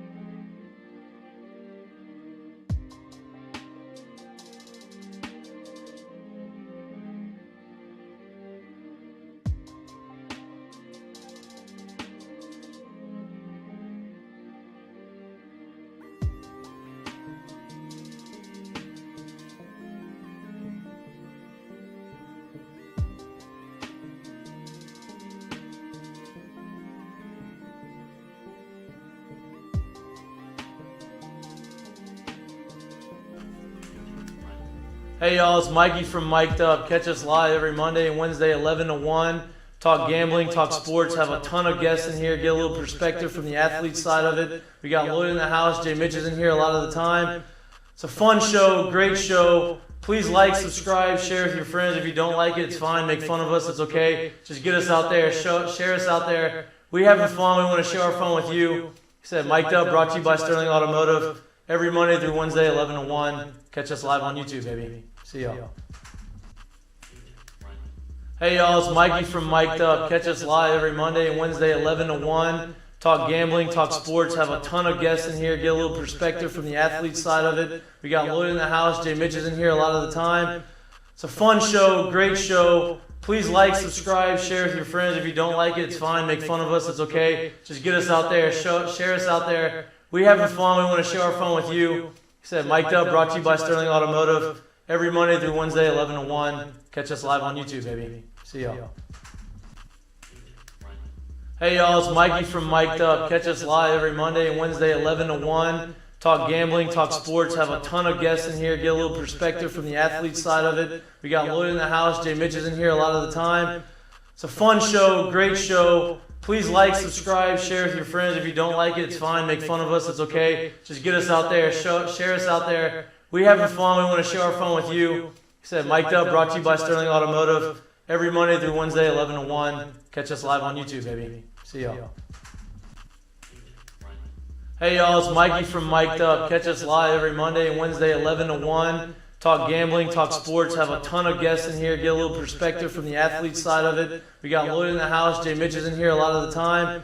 It's a fun show, great show. Please like, subscribe, share with your friends. If you don't like it, it's fine. Make fun of us, it's okay. Just get us out there, share us out there. We having fun, we want to share our fun with you. Like I said, Mik'd brought to you by Sterling Automotive. Every Monday through Wednesday, 11 to 1. Catch us live on YouTube, baby. See y'all. Welcome back to Mik'd Up. Special guest, Patrick Queen in the building. Thanks for coming, man. I appreciate you, bro. I appreciate y'all for having me. You were at Pro Day just now. Actually, Let me rephrase that. We got Clay Moffitt. Hey, I appreciate it. I'm just gonna sit over here, cross my hands, put my hands away. I'm sorry. I messed that one up. I'm not a special guest. I'm just a guest. Let me try this again. Welcome back to Mik'd Up. We have Patrick Queen and my good friend Clay Moffitt in studio. I appreciate that, Mike. There you go. Ripping on me yesterday. Just leave me out today. It's all good. That's See how that's this what friends things go. do. It's good, clean fun. That's what friends do. I'll get into because what you do is kind of cool. Because you were an athlete. You obviously are Tommy Moffitt's son, so you understand the training side of it. That's right. And then you've built the relationship with a lot of guys. So you train Patrick, right? He trains you a little bit, or y'all train together, I guess. So he works out with you. Yeah. And then some other guys. So we're gonna get into that, but this ain't about you, right? Perfect. Okay. I know. Hey, I don't want it to be about me. I not don't play in the NFL. We were talking a little off air. You were at the pro day. You saw some of the guys run. You made your money on the field, obviously, based off of what you did at LSU. But when you ran, people actually saw it. The speed actually in person is when you really, really took off. Being at pro day, does it bring back memories? And two, what do you see? Did you give any of these guys advice on how to approach this type of thing? Because they're getting poked and prodded, and they're getting picked apart basically at these types of things. Yeah, so just being there bringing back a lot of memories. Obviously all my friends were there. Jacoby was there, Grant, Caleb, all those guys. So I got to see them again. And then just seeing John Trey and Derek and all those guys, Cordell, Flyer, Neil, there's nothing that you could really tell them. You could be let's go. You could cheer them on and do stuff. But until you're actually in that moment, you're still going to be nervous. You're still going to be anxious to do stuff. So there's really nothing that you could obviously tell them. But, you just try to be there and support them. What goes into the training for that? You know what I mean? Because obviously you train for the 40, you train for all this stuff. Is it stuff that you've already done, or is it a specific? I guess this is a question for both of y'all. Is it specifically training for the 40, training for the cone drill, training for whatever it is that you're training, or is it already mixed into the stuff that you're doing throughout the course of the year? Yeah, it really works. It really depends on where you work out at. So I was with Mo at IMG, and we did certain stuff on certain days. So certain days we'll just run, or certain days we'll just work out, or some days we'll do both, just depending on how he had it set up. Right. And I know other places they'll probably do all that stuff in the same day all the time. So it really just depends where you work out. But it's just for the 40 for me, my back end was explosive. It was crazy, but my front end wasn't that good. And the whole time I've been training, the front end was good. And that what they say the start of the 40 is that supposed to that's where you make your money, right? Yep. That's where you make your time. Yeah, so that's where mine messed up, and I still ran a good time. So the coaches all the scouts were telling me you're good, telling my agent you're good. Obviously I pulled my hamstring running it and stuff, so I was just sitting there upset. But the training is just insane. It's literally college. You're training and you're going to practice. You're not heavily training, but you're going to practice after that, and then your day is done. When you're in the combine training, it's all day. You wake up 7 o'clock, it's your job, and you're training all the way until 7 o'clock. So it's crazy. Damn. So then the draft happens, right? You said you're good, right? Your agent, scouts, everyone's telling you're good, right? You're in a good 40. Then the draft happens, and you say you're gonna be in the first round, and picks are starting to happen, and you see the Saints. I'm assuming you're from New Rose and Livonia, right? I'm assuming you grew up as a Saints fan. I'm hoping. No, I didn't. No, I was a Miami fan. Shockingly, I was a Miami fan. All right. But playing for New Orleans, I would have seemed being in Louisiana, staying in Louisiana. Did you think that they were going to? Because everybody thought that they were going to pick a linebacker. Yeah, I obviously just looking at all the mocks and it's you could fall there. So when the pick came up, I'm sitting there. My dad is yes, he's gonna be a Saint. And I'm sitting there I don't want to be. No, I'm not. I won't be there. I did not want to go to New Orleans. Don't wish that on me. It's just. I guess it's just what it's always been. They don't draft LSU players. So I was in the moment, I'm I don't want to go there. Do you know? Is there is that a known thing for guys coming out that at LSU hey, the Saints don't draft LSU guys? It's just known. Is there a reason? Is there? I guess it's just us being there, from there, playing there for so many years. They don't want to take a risk of them always just staying where they were. Distraction. So. I mean, the couple guys that they have gotten from Louisiana, not necessarily that they draft, but have worked Quan has been great for them. Yes. You know what I mean? It's come back though. I mean, I get it. It's kind of crazy to see how much. what they're willing to pass on in those situations, just to seemingly to be nah, just It's too familiar. Yeah. The longest standing LSU Saints player I can think of is Will Clapp. Yeah. Will Clapp. Yeah. Look, we got his Oh, jersey yeah. in here somewhere. That's the only one I can think of, really. I mean, Yeah. he's been there since he got. He got drafted by them. I think they drafted him, right? Yeah. Right. And well, the way we just had Nick Underhill in, and he was talking about the way that Quan Alexander gets treated in New Orleans, and it's because he played for LSU. It just seems like that's an easy connection to make, and it would like benefit the fan base, but they don't want to touch it. But Ohio State, that any player that's even sniffed silver and red, it's like, I'll take him automatically. It's just unbelievable when LSU has been a better program for the amount of time that they've, like, when you were in school, like, we were all kind of looking at the draft board like, oh my God, Patrick Queen's going to be insane. And it's crazy. And it's funny that you were just like, And it's crazy because, like, you would think they would take it, like, every single time they had a chance to take an LSU player that's been dominating the league, they never took him. Just think about it, that team look, it really be an LSU team in New Orleans. I think you're right. I think you got to a great spot. The defense that you got drafted. I mean, that's awesome. The Ravens are known, obviously, for having badass defense and badass defenders and badass linebackers. So, obviously Ray Lewis is like the greatest of all time, right? Like one of the greatest linebackers that ever played the game. Did you have, when you got drafted by the Ravens, what went through your mind, 1 and 2? Did Ray Lewis like reach out to you and talk to you and kind of give you some advice going into it? Because I mean, what you had, Suggs, Ray Lewis, was it Mosley? No, C.J. Mosley. C.J. Mosley. Like all these guys that like are all pro guys, linebackers are there, and then you go there and you just fall right in line to the next lineage of all pros. Did they reach out to you, give you advice like what to expect, what the culture of the Ravens is? So when I got there, it's crazy. Well, not got there, but when I got drafted, Ed Reed had reached out, and you know Ed Reed from Louisiana, and so he reached out to me, was like, "Hey, just get in touch with you if you need anything, you know, just let me know." And so like now I'm like, this is crazy. Like, now it's on. So he reached out to me, and Ray eventually I got in contact with Ray a little bit into the season, and he just went through his whole like recovery phase and like how he watches film and all that stuff. So learned a lot of stuff from him. Is he still in Miami? Is he at Miami now? I think he does live in Miami. Is he coaching at the University of Miami? Right. I don't know.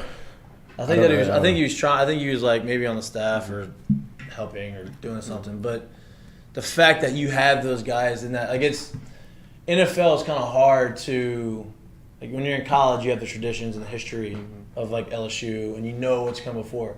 In the NFL, you don't. There's not a lot of teams that really have that. Right. But the Ravens are one of them. You look at Baltimore, and you're like, they are going to whoop your ass every single game, and they are going to pound your head in every single game, and that's just what they do. Yep. And they have guys that it's just kind of, they feel like they've built like that type of culture and tradition, and they've stuck with it. The Steelers are kind of in that same Tampa Bay. Yeah, in that same type of mold. Was there an adjustment for you when you got to the NFL as far as like gameplay?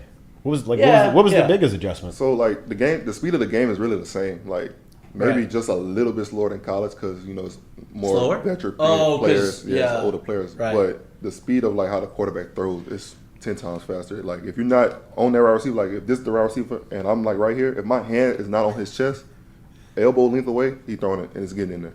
So it's just crazy. But like how they process things is faster. The process of the game is extremely faster. Like, and that's what I want to get into. So I don't think people understand how hard film study or what goes into film study, like, right? It's just so much. Like it'll be like basically I like to start off with like the 3x1, 2x2, with the formation or whatever, and go to the lineman. Then I go to the running back, and the last thing I watch is the quarterback. What does he do? Like it's just so much stuff that goes into it. Like I can sit here and talk about it literally all day because that's how much it goes into. So when people talk about NFL players and they're watching film, they might be like, oh, 2 hours of film, 3 hours of film. No, literally we watch film like probably like 7-8 hours a day.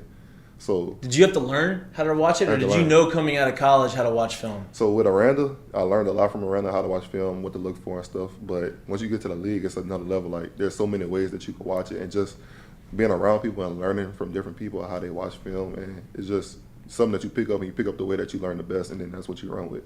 So like that's what I was saying. I had to see the size of the formation, the width of the formation, or whatever, and going by 3x1, 2x2, what they like to do in those formations, what the lineman stance is for certain stuff, what the quarterback signals are, how the quarterback stand when he get the ball, based on when he hand the ball off or throwing the ball. Like it's crazy. Like quarterbacks will really change their stance from when they throw the ball or about to hand the ball off. So there's a lot of stuff you can look for. It's just funny because it's like you sit here and you see how physically gifted you have to be to get from level to level to level, and then you realize once you get there, it's bro, you can be all that, bro. Yeah. If you don't know or have a very good idea what's going on or it's gonna be tough for you. If you can't process what goes on the field, there's no. And this is after the 4-1-40. and this is after they've already given you a play to run that you already have to know. That's and now I gotta know that's a paragraph. Yeah. On, like it's like what.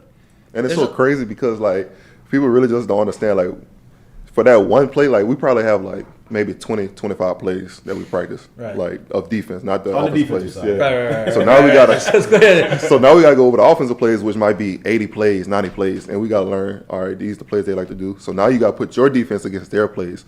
So like they just don't understand. And it's like it's so much now. Once you're in the game and you gotta process it, it's like experience. It comes with experience. So the more experience you get, the better you get, obviously. So like when you see videos of like Luke Kuechly, and he's calling out the actual play of what's going on the field. Like you respect that a lot more now. Like damn, like a lot of work and a lot of time and a lot of experience went into that. Yeah. Like he's not just waking up doing that. I'd say who's some guys, whether it's offensive or defensive, obviously since you have to watch so much film, who's some guys that you see on film and whether it's their preparation, how they play, how they move, whatever it is, they just stick out. Like you just like Jesus, like what is that? It's a lot of players. I'll say Jesse Bates, when I watch film, like just watching other defenses and stuff, he sticks out a lot. It's just the way he moves to the ball, knowing where the ball's going to be at. Bobby Wagner, I didn't watch him this past season, but the year before, he knows a lot of stuff. Just it's a lot of players. I could go. The list goes on. Offensively, just not even. I don't know what his preparation is like, but knowing like when we play Nick Chubb, like I'm knowing like it's gonna be a good game. Like he's about to run the ball. It's gonna be all. So, you're gonna be active. Yeah, it's gonna be a solid back. So, but you know, the league is really like just about everybody's like prepared all the time, and like Bill Belichick said, like you lose more games than you win, and literally like.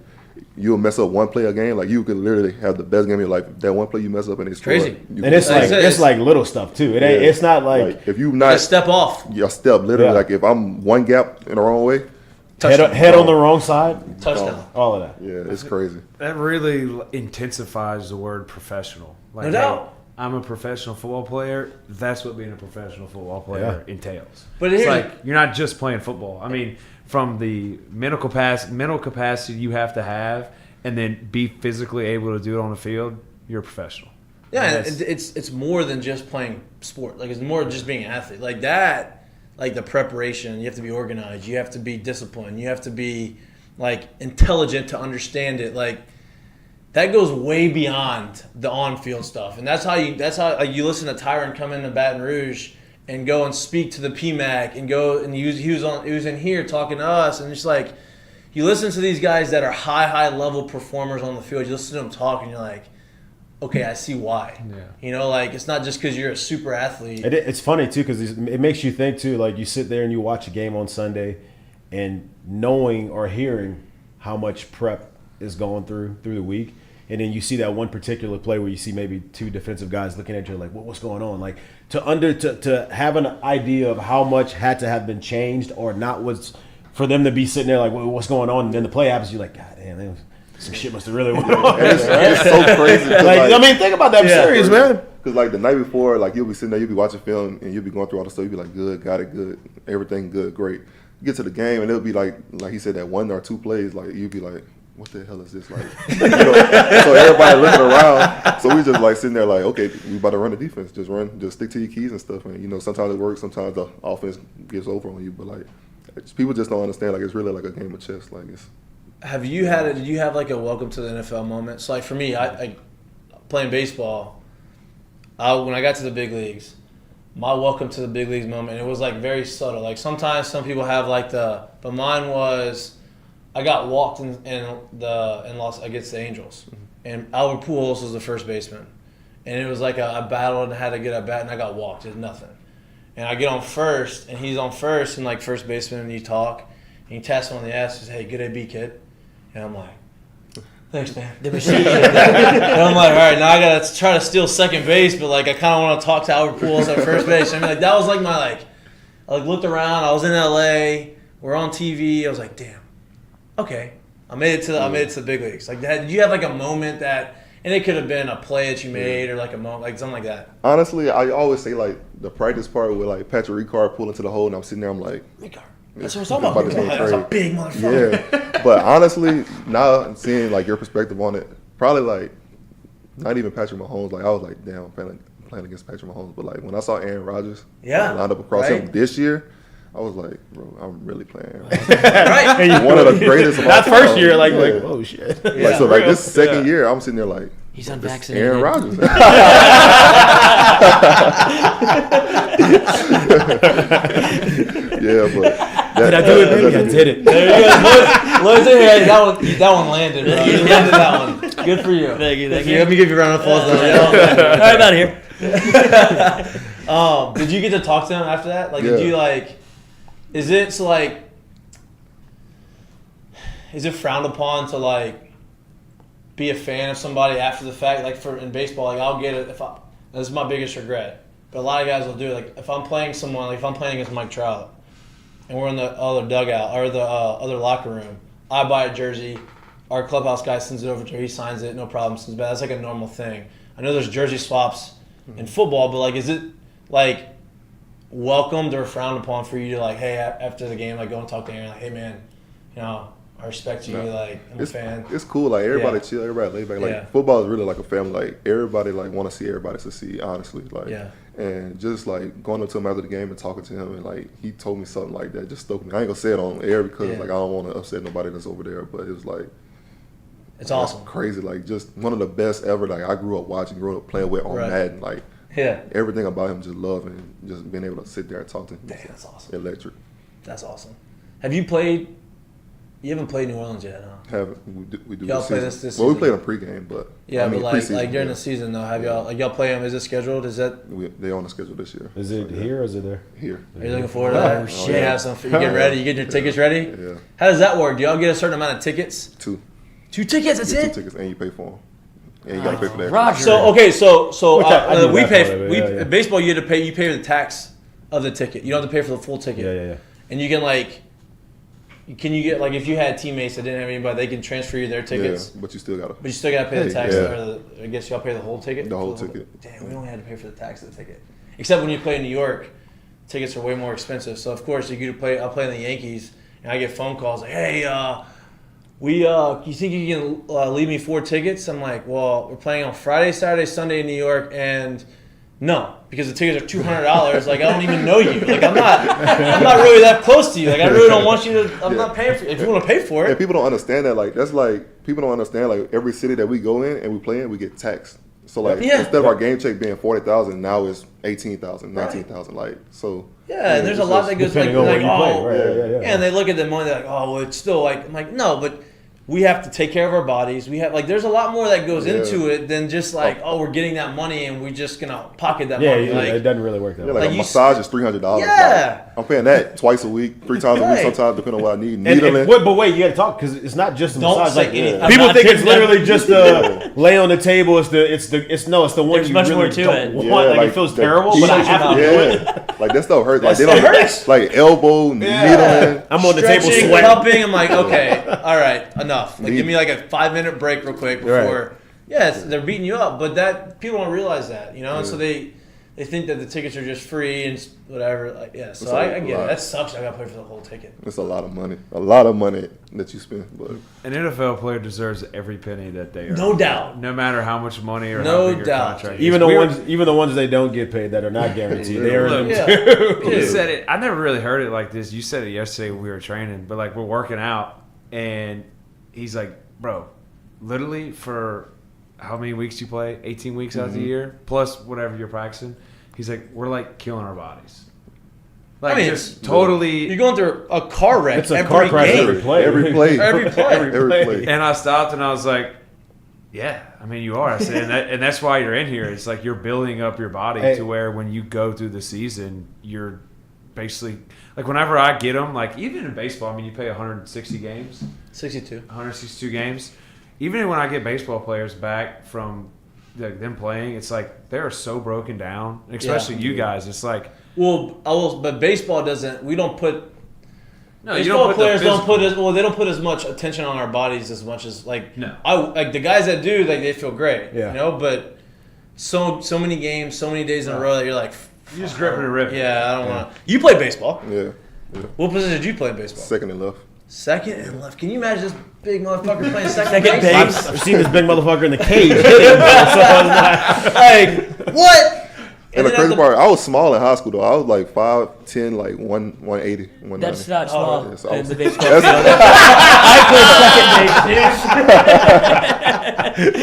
base, No, just- 5'10", Did you like 190. I was baseball? I tiny. love baseball. Like honestly, if I could do it all again, I'd rather baseball. Hey, Chad Jones sat. You know Chad Jones. Mm-hmm. Chad Jones sat in that seat and literally said if he could go back and do it all over again, he would have focused just on baseball and not football. I'm like, damn. He could play. And yeah, he was The good. sport is much more relaxed. Like, yeah, you playing every day, but it's much more relaxed than football. Football is constantly you're worried about something. You're always trying to be better than somebody. Obviously, you're doing that in baseball too, but it's a different extent. Your body getting pushed every day to its final limit. It's more of a mental. It's more Yeah. of a mental battle in baseball Yeah. than anything. I feel like just because you fail so much, but Yeah. but see, I don't really think that's much of a question right there on Yeah. that part of it, right? yeah. But The hardest sport. That is the hardest sport. Like as far as like just trying to be consistent. Baseball it's is hard by- because I by mean far.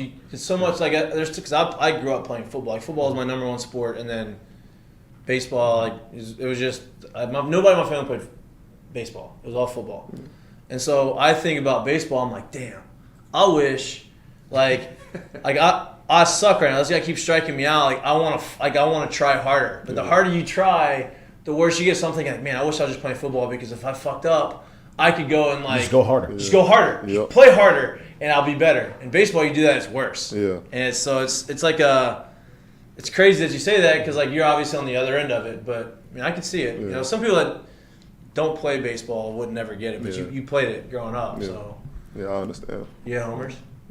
Not a big home run hit. I probably hit like 5 in high school. Yeah. But I just slapped. Gap. run. And ran. That's it. As this always this good. when I played against growing up playing against him, and this guy was like 5'2" in 8th grade, and he was slap and run, and then the next year. Everybody's talking about Jared Mitchell. I'm like, Jared Mitchell, the same guy that I grew up playing against?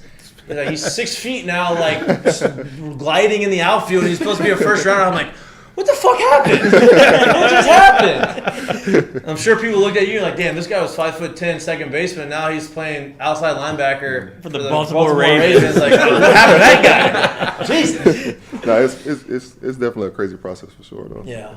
How did this get hooked up? Like, how did you become his go-to guy here in Baton Rouge to like train? Started fishing. Fishing. Like all great Bass. things. Yeah, so what else you want me to do? Who's a better fisherman? You or him? You got asked that the other day. He actually. I'm pretty good. I'm He's pretty good. good. I learned quick. Like quick. he's good. When we first started fishing, he hadn't bass fishing a while because he was just always playing ball. So we Right. first started fishing, and we were getting back into it. And I'd been fishing a lot because I'd been out of playing ball. So now it's like, we bounce some stuff off each other when we're in the boat, and So he's good. bass is what that's the fish of choice. Yeah. But You I was like going offshore. You go offshore fishing or no? I'm trying to get him to He go. like to go. I'm not with that. I'm I don't trying want to go. Hey, the That's water's too much scary, water. That's bro. too much water. Hey, Like, it's That's sand water. Nah. Bass, I just go in the lake. I know what's in the lake. Then I'm gonna be scared. I can But see go the to land. ocean, nothing's there. We don't know the ocean. We don't. Yeah. This shit's scary. Like, and you're out there too. When do I get invited? Way to out. But offshore? like most people drown in like 6 inches of water anyway. What? Something like that. Yeah. I don't really think inches? that's the. I don't Most really think people that's drown the in, like- mental barrier. Though. I'm serious. More people drown in like 6 inches to a foot of water than they do in 5,000 feet of water. Yeah, because most people ain't going 5. I don't think it's numbers the ain't the drowning. same. It's not the drowning that scares me. It's being stuck out there that Yeah, scares me. that's what I was about to say. I'm like, I don't like that at you're all. going way on the ocean. That's what I don't like. You got to keep the engine running. If they cut off, Yeah. You're stuck. No, we keep them running. just- We keep them running all the trip. But just think about you go out there, you just accidentally. look, Try to make everybody start. look, trust me. I mean, that's kind of what makes it fun, though. Like that. It's like, hey, dude, I'm 100 miles offshore right now in the middle of the Gulf of Mexico catching yellowfin tuna. No water. It's like, well, that's why people go climb Mount Everest. Like, I mean, I don't want to be on top of that mountain, but some people. Are you a skydiver? Would That's you why. skydive? No, I've never been skydiving. But it's the same thing, same concept. I'd rather just go catch fish. But like the whole time we're out there, they got helicopters and boats and like because they got all big oil platforms and stuff. So you're not just alone by yourself. There's What are you? and you got other people on the boat. But we were fishing. We were bass fishing, and I was training some guys in the morning, and I was training like Torrey Carter and a few guys, and he came in town, and I think you were like driving somewhere to go train far because he lives in Ventress, so it's still hard to get to. How far is that from here? Ventress, like 30 minutes. Which it wouldn't be mileage wise, it's not far, but crossing that bridge, Oh, disaster. Traffic. So yeah, I don't get it. I don't understand. Rather go fishing. 7 o'clock in the morning. Yeah, I have no idea. Hey. It makes zero sense to me. Sorry, go ahead. But no, we were just talking. He's like, "Hey, you training guys?" I was like, "Yeah." He was like, "Can I come train?" I was like, "Absolutely, cool." So we just joined the group and started working out together, and then he mainly you get to go fishing after you get done training and hang out, and I go to work. So but it's been good. It keeps me off my ass, sitting because dude, when I got done playing, I started sitting around a little bit. Yeah, we talked about it. Wow, that's. I mean, hard. I could be done playing. So if I'm done playing now, then I'm gonna be joining the 7 a.m. workouts with y'all, just to keep myself in shape. I go in and like it's funny. Like I'll take videos of them and like we're training and we got the workouts and everybody I can't stop training because they mutiny against me. They'd be like, no, you got to keep training us because it's perfect. They're all the guys that train are living here and they enjoy the workouts and obviously it works. So it goes good and we enjoy it. But I think you have a little experience in training. I got a little experience. But like I'll be videoing them and I just send clips to my dad. I'm like, how's this look? He's like, unbelievable. So I sent him one the other day and it was of Patrick and we were doing some bandage resistance starts and sprints and stuff and I said, how's that look? He goes, Patrick is a freak. Crazy because I can actually literally see his I excitement. can hear him saying that. And he goes, other guys, they need a little work. Oh, how long is your off season in back? Like you live in Louisiana all off season? Yeah. So how long is the off season? It depends. So like my rookie year, we lost second round of playoffs. So I was coming back in February, like the first week of February. This year, didn't make the playoffs, so I was here like beginning of January. And when do you have to go back? So, like, was it OTAs? Is that the first thing you had to go back for? COVID year, we didn't have OTAs, and then this upcoming year, I think we went when I went back like July, like late July. So like this year, I'm gonna be back in June. Damn, that's a pretty good break though. Yeah. So then you're back in June and you're gone. You're in Baltimore for the rest of the year, rest of the season. You like Baltimore? The city? Yeah. It's tough. Where in Baltimore? Where in Baltimore do you live? So I'm like, I stay 5 minutes from the facility. Like, so you're like, that's the Inner Harbor or whatever? No, that's where the stadium at. So like, where I stay at is like Owens Mills. Like it's like it's country. Like it's country, but it's not our country. Yeah, right. It's their type of country. So he always talks about how good the food is. Okay, I was about to say. Okay, so not the food, but are you like a breakfast? Do you like breakfast? Like you're a breakfast guy? Yeah, I eat breakfast. All right, so there's a breakfast spot there, and I'm gonna forget. They have Captain Crunch French toast. You know what I'm talking about? Mm-hmm. Do you know? But I don't know the place. I don't know. Damn, it's like this small hole in the wall spot, but it is. I gotta get the name and let you know, but it is awesome. Yeah, let me know. So if you like French toast, I'll go there. It is bomb. That's where we used to go when we played the Orioles. That's where we'd wake up and I would go every time. I'll get the name of it and get it to you. Yeah, let me know. I'll go there for sure. Yeah. But the food. Crab cakes? I'm not a crab cake guy. I'm not. That's and it. like, Crab cakes and football. They be giving me so much talk about it on Twitter because like I say like crab cakes are not good. Like they try to say crab cakes are better than boudin ball, like, which I don't understand how. It's two different tastes. Like and then like Jimmy's, everybody loves Jimmy's and I love Jimmy's too, but I don't like crab cakes like that much. So Jimmy's is known for crab cakes. So when I go to Jimmy's, I don't get the crab cakes. I get other stuff because they got great like other food, seafood and stuff. So people was going back and forth with me, and I guess Jimmy saw it, and then they on Twitter blasting me. So I'm like, well, all I said is I don't like crab cakes. I don't say I don't like your food. I said crab cakes. Yeah. So, but I mean, it is what it is. I just feel like Louisiana food cannot be. It can't. touched. I mean, it's too much flavor. Yeah. And like you get their seafood, and I'm assuming in Maryland and Baltimore. Are you talking about Jimmy's?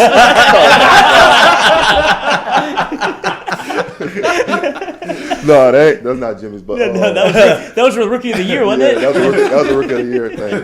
Yeah, that pissed me off. But like the seafood there is not flavored. Like it's not. They got Old Bay, so they use Old Bay. But they put Old Bay. They don't like. You think you'll get Old Bay and you'll throw it in and cook it with it? They just cook their food, then they throw Old Bay on top. Like, no, you gotta season. You gotta let it. Then you cook it. So seep in there. That's how you get the flavors. Like people don't understand.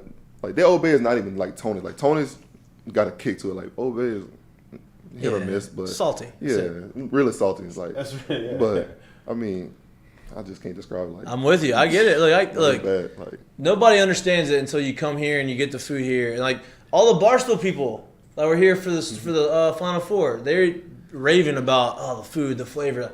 Yeah, because that's what it is. Like it's not just food. Like saying, you're not gonna get. It's not the crawfish. It's like how the crawfish is made, and like the people that do it, and like it's the experience of it. Yeah. You know what I mean? That's where, like I say, like Southern people are so much like nicer and like just welcoming, and like up north you go, like you meet some nice people, but like they're not outgoing like people from down south. They're not as welcoming. Yeah, No doubt. I want to take you back to 2019, if you don't mind. Whenever obviously LSU gets on a run, but you weren't even a starter at the beginning of the year. Then you end up being the MVP of the national championship against Clemson. Kind of take me through that grind of starting in the offseason. Obviously, new offense. Joe Burrow comes into play and kind of hits his final form. So if you can kind of walk us through the kind of your start essentially at LSU and how you got to be where essentially top 3 and the Rookie of the Year voting for the defensive player. Which is bullshit. Yeah, my ass. it's all good. So basically, high school I didn't play defense at all. Like I played maybe like 5 games of defense in high school. Yeah, I played running back. So got to college, learned how to play linebacker. Freshman year, I was balling in the scrimmage, but I didn't know defense, so couldn't play. Sophomore year, learned the defense, started playing a little bit more, but I felt like I could be on the field more. So they opened up a few packages for me, got on the field here and there, and then ended up starting Bama game, led the team in tackles, didn't even play the second half. Played UCF game, played the first half, led the team in tackles, didn't even play the second half. So What was that? It was just like people started before me, and then just me filling in for them when they had to miss the first half of the game. And you had some guys. Yeah, Devin, Jacob, Tyler. Like people don't understand. Tyler Taylor was probably the smartest linebacker in the room. Really? And that's why he played as a freshman. He was smart. Wow. Really smart. Yeah, people don't realize that. I didn't realize that. Yeah. Playing behind so you hear about all these guys transferring out the portal, and you can get in there, and it's easy just to say, I'm not playing, I'm gone, right? But you stuck it out. You knew it, right? I guess listening to the way you talk about it now is like you knew freshman year you're an athlete, you didn't really know defense, so you had to work. You learned a little bit more about defense, you got on the field a little bit more, you produced. The next year, same thing, a little bit more. Then your senior year, you blew up. With the portal, all these guys start to leave, and they start to go to these different places they're not playing now. But like you're a product of, hey, I'm gonna put my time in, I'm gonna grind my way out, I'm gonna be behind some All-Americans and guys that are going there. So I'm gonna take advantage of that. Yeah. And then when it's my time, I'm gonna take advantage of that, and I'm gonna be in the NFL and be a first rounder. There's a lot of credit to that. Like, and to say that, sophomore year, Devin's there, and we all know Devin White, incredible player. So I'm sitting behind him, playing behind him. So he leaves, so I'm like, okay, I'm that guy now. Like, it's my turn. So we're going through spring. Spring's good. So about 2 weeks left in spring, Coach O comes up to me. He's like, hey, you're going to battle for the Rover spot. So I'm like, what you mean? Battle? So he's like, yeah. I'm like, all right, see how this going on. So we go through spring, we finish spring. Coach O was like, yeah. So Mike DeVinny is going to start Mike, and Jacob's going to start Rover. So I'm like, I'll just get bumped out like that. So now I'm hot. So I really did want to transfer. Right. So when I wanted to transfer, the first person I hit was Travis Etienne that went to Clemson. So I'm like, hey, man, what you doing? I want to come up there. So just talking with my parents and everything, just might as well stick it out. You already built up the confidence that you needed over there. Just don't let somebody tear it down. So going into junior year, they're starting as a battle in camp, and I lose it. Coach Aranda lets me know the day before the game, and I ain't never cried in front of nobody else but my family. Bro, I'm with you there. I get it. So he was like, it's going to be all right. I got you. Aranda was always in my corner. Aranda always wanted me to be the player, be the starter. Yeah. And so first game didn't play, but maybe 5 plays. Second game, played Texas. For some reason, I kept getting in the game and was balling Texas game.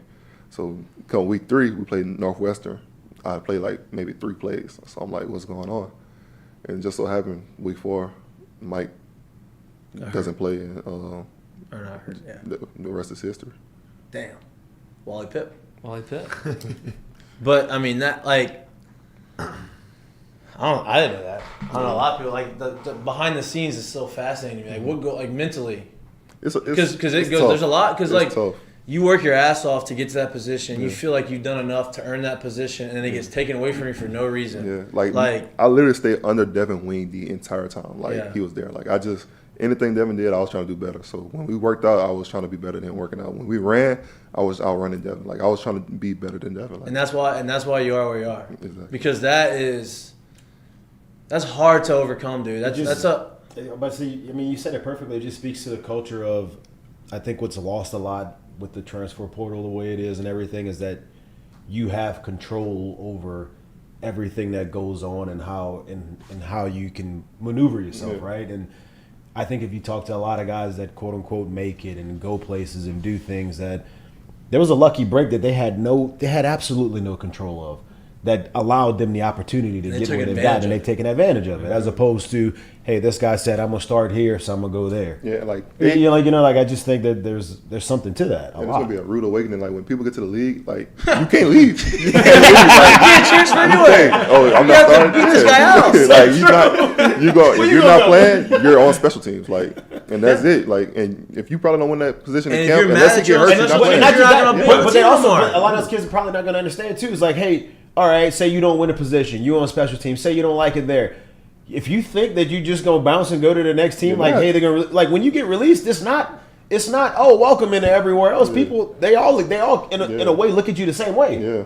Like, oh, you got released there. Why we want you here? And the crazy part about that is like special team. When we got to LSU, you were playing special teams. Like you wanted to play special teams. Like seeing Jarvis run down special Jarvis, teams. that's what I was Yikes! thinking about Like too. you want to play special teams. Like when you come in, Devin was like, "Yeah, y'all need to compete for special teams." Like, so guess what we did? We got there and we competed to be on special teams. Everybody wanted to be on kickoff. Everybody wanted to be on. And punt. that's why it was the best special teams unit in the country because Yeah. people like put pride into Like that. we Right? was juniors still playing special teams. Like we still wanted to play special teams. Like we still wanted to be on punt.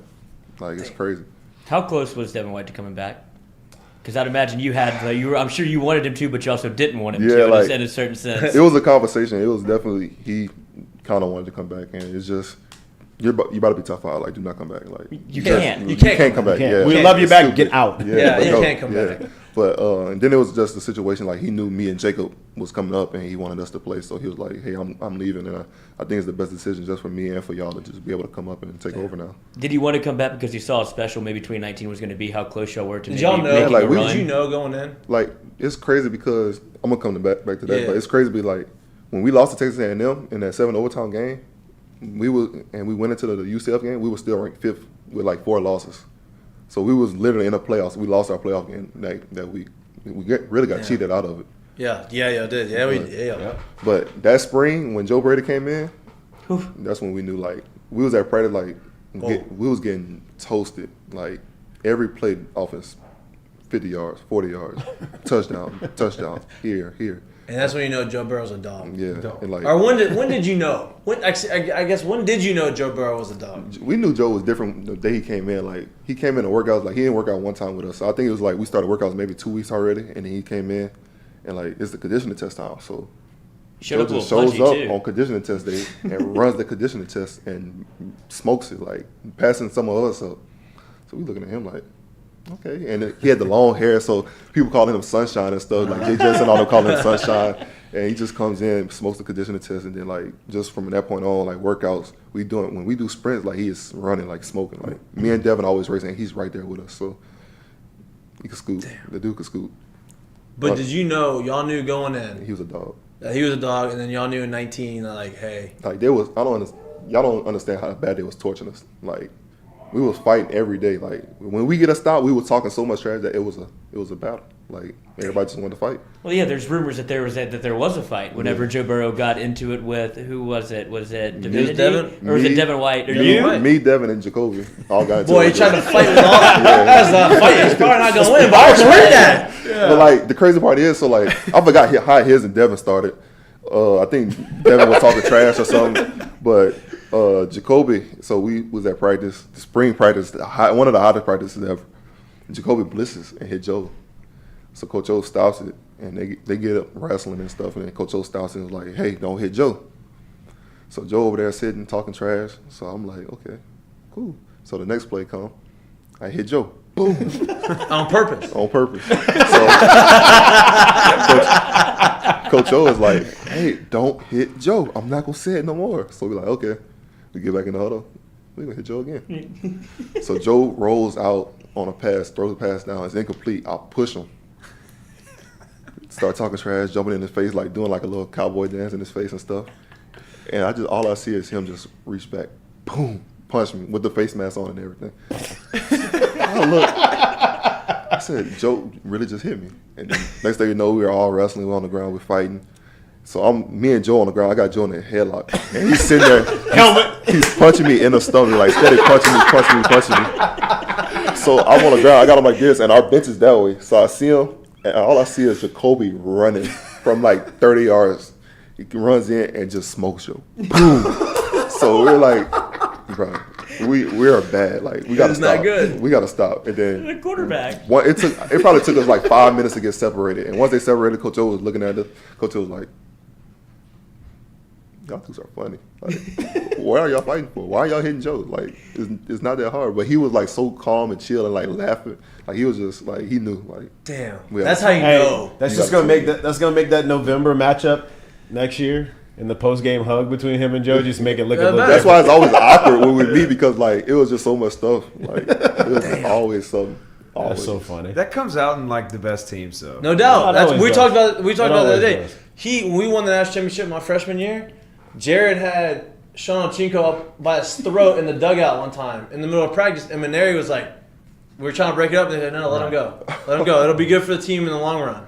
And then got to the point where, okay, now we need to step in, and then like they're still best friends, but like you want to have that competitiveness. Like you want to be able to say, fight like brothers, and then at the end of it, it's over. Like it's not. There's no grudges being held. Right. So like that. Like Yeah. that's the stuff I miss about football. It's like you're always in it. You know, it's always competing. You gotta love Joe too. The fact that he's fighting them three. Yeah, the three biggest. Are you kidding me? Like, You gotta be to be good. You still gotta be a little crazy too. Yeah. No. Like, Laughing the entire time. 100%. Like, 100%. Joe is definitely like one of the guys that I say like you obviously like cannot shake up. Like that's why I was just talking to one of my coaches. I was like, it's gonna be a way that we gotta find like just to try to get inside his head. But like if you really think about Joe, it's probably not gonna happen. You got 2 on you last year, huh? Weren't Yeah. they 2-0 against y'all? Yeah. Do y'all speak at all? Well, why don't after, you pour before? salt into the wound? Well, I'm just saying, they went to the Super Bowl. Nah, so I'm like- wondering, yeah. The reason why I'm not so aggravated about it this year is because we were so like hurt. Like we had like 20 You're right. players on IR. And So back-to-back players go I'm down not gonna back-to-back plays at corner, I'm not huh? going to make excuses like literally like back-to-back plays like. And then one cancel play, practice. Yeah, and then cancel practice. So I'm not going to make excuses like yeah we were hurt, we lost fair and square, but just to be able to like go back and like see how we lost and like the reason we were losing like with a different team, it would not be the same, like, honestly. So that's why like I'm so ready for like this year. Like that's why I've been training. Like I came with Clay, started training early. Like I wasn't supposed to start training until like mid-March, and I started training like February, beginning of Right February. when you got back? Yeah, so I love that. I was like, it's on this year. Like I'm not. You play no games. I'm not playing games this year. Like especially with them, like they so good. Like just that connection with just Joe and Jamar. Then you got T Higgins. Then you got Tyler Boyd. So they got a squad. They got a squad. And now they're getting offensive linemen, so now it's gonna be harder to get to them. Yeah. I'm sure y'all figure out a way to get to them Yeah, sometime. we gonna But figure a way. But yeah, I know y'all will. they got a squad. How close are y'all in the Ravens? It feels like y'all have a good sense of team with Yeah. Lamar kind of leading the. It seems like y'all like to have fun a little bit, Yeah. but y'all like to obviously win because that's the Ravens culture. But it seems like Lamar has infused like a different culture. Yeah. Is that kind of what the feeling is around the team? Yeah, like everybody is around Lamar, so like no matter what, they be trying to tear down Lamar like so much, like it's crazy. Like I can't they balance say like he that. can't throw, like he had like the highest throwing percentage in the league the last 2 years. So I mean, I don't know, but it's just the team just so together. Like everybody in the locker room. Like usually when you go in locker rooms for different teams and stuff, it's like everybody at that group that just certain people hang out with certain people. Like that's how it was at LSU until we won the Natty. Like the year before that we was going into the Natty, like that team was together. Like it was everybody in the locker room. So like that's how our team is. Like everybody talks to everybody. So I mean, we definitely had the chemistry to do something. We just need those pieces. That I we mean, was missing. every time you hear about teams that win, that's what they talk about. It's like, hey, like everybody was bought into the same deal. Like you just the teams that I've been on that have been good, same way. Teams that I've been on that haven't been good, that were super talented but weren't good. Everybody kind of did their own thing. Every good team I've ever been on, it didn't matter if you had a million stars, a whole bunch of nobodies. For whatever reason, it just seemed like when everyone showed up, it was drop whoever you are and whatever you got going on, and it's just about being there. And then they all ended up hanging out together off the field too. You know what I mean? Like it's just a thing. And that's why I say the problem is like now, like everybody try to recruit stars. Like Les Miles was my recruiter and Corey Raymond, and just seeing the guys that they recruited, like Justin Jefferson was 2-star, like Clyde was a 3-star, I was a 4-star. Like we had a lot of guys on our team that wasn't like big stars, but when they got there, they put the work in. Yeah, and you see what they do now. Personalities, have the personalities mesh and be able to know what they're getting into and know what they like. Have a kind of a drive in a direction where they want to go. That goes further than really anything. Like we were so like this is just crazy. Like just thinking about it now, like before the season, like we was like the only time we're going out this year is when we beat Bama, we beat Florida, and we win the Natty, and we stuck to it. So right before camp, we went out one last time. Nobody went out during camp. Nobody went out until we beat Florida. Nobody went out again until we beat Bama. Nobody went out again until we beat. And how fun was it when y'all went out after y'all won the Natty? The crazy part is, for the Natty, I did not even go out. What? You're tired. You're probably exhausted. Bro, after MVP. games, I'd be a little sick. Like I don't know how to describe. Like I just be nauseous or whatever. So usually I don't go out, but that night I just didn't go out. And I regret it. I went out for you. I went out for you. Me too. The whole state of Louisiana. The whole state. For you. Had a couple. I was actually up in the suite before with OBJ before he went down. I started dishing out all the cash. He definitely went out for you. Bro, I wish. That's the one night of my life I regret that I did not go out. He's already go win a Super Bowl and go out. Then you'll make up for it at that point. Go out the country. No doubt. Go out to Dubai or something. Dude, I kept you for 40 minutes. I appreciate you coming in, man. This is awesome. I'm a huge fan. I grew up watching LSU football. My dad played football back in the day here. So I grew up watching you. I respect everything that you went through. I expect you staying through it, becoming the guy that you are, and making it to the NFL. So I wish you nothing but the success. Thank you so much. Yeah, appreciate you for coming here, man. This was fun. Thank you. So anytime we come back on here, when you win a Super Bowl, I'll be back. Season, come back. I'll be back for sure. Put the ring on. All right. Yeah. Appreciate it. We're gonna go a little break so we can get him out, and then we'll get everybody out of here. Stingley. If Stingley's there at 14, you're gonna put the bug in somebody's ear to draft him. If Stingley is there at 14, I promise you we're taking him. Hey, heard it here first. Breaking news. Breaking news. GM Patrick Queen. Love it. All right, we're gonna get you back. We're gonna get a little break, and then we'll get back on here.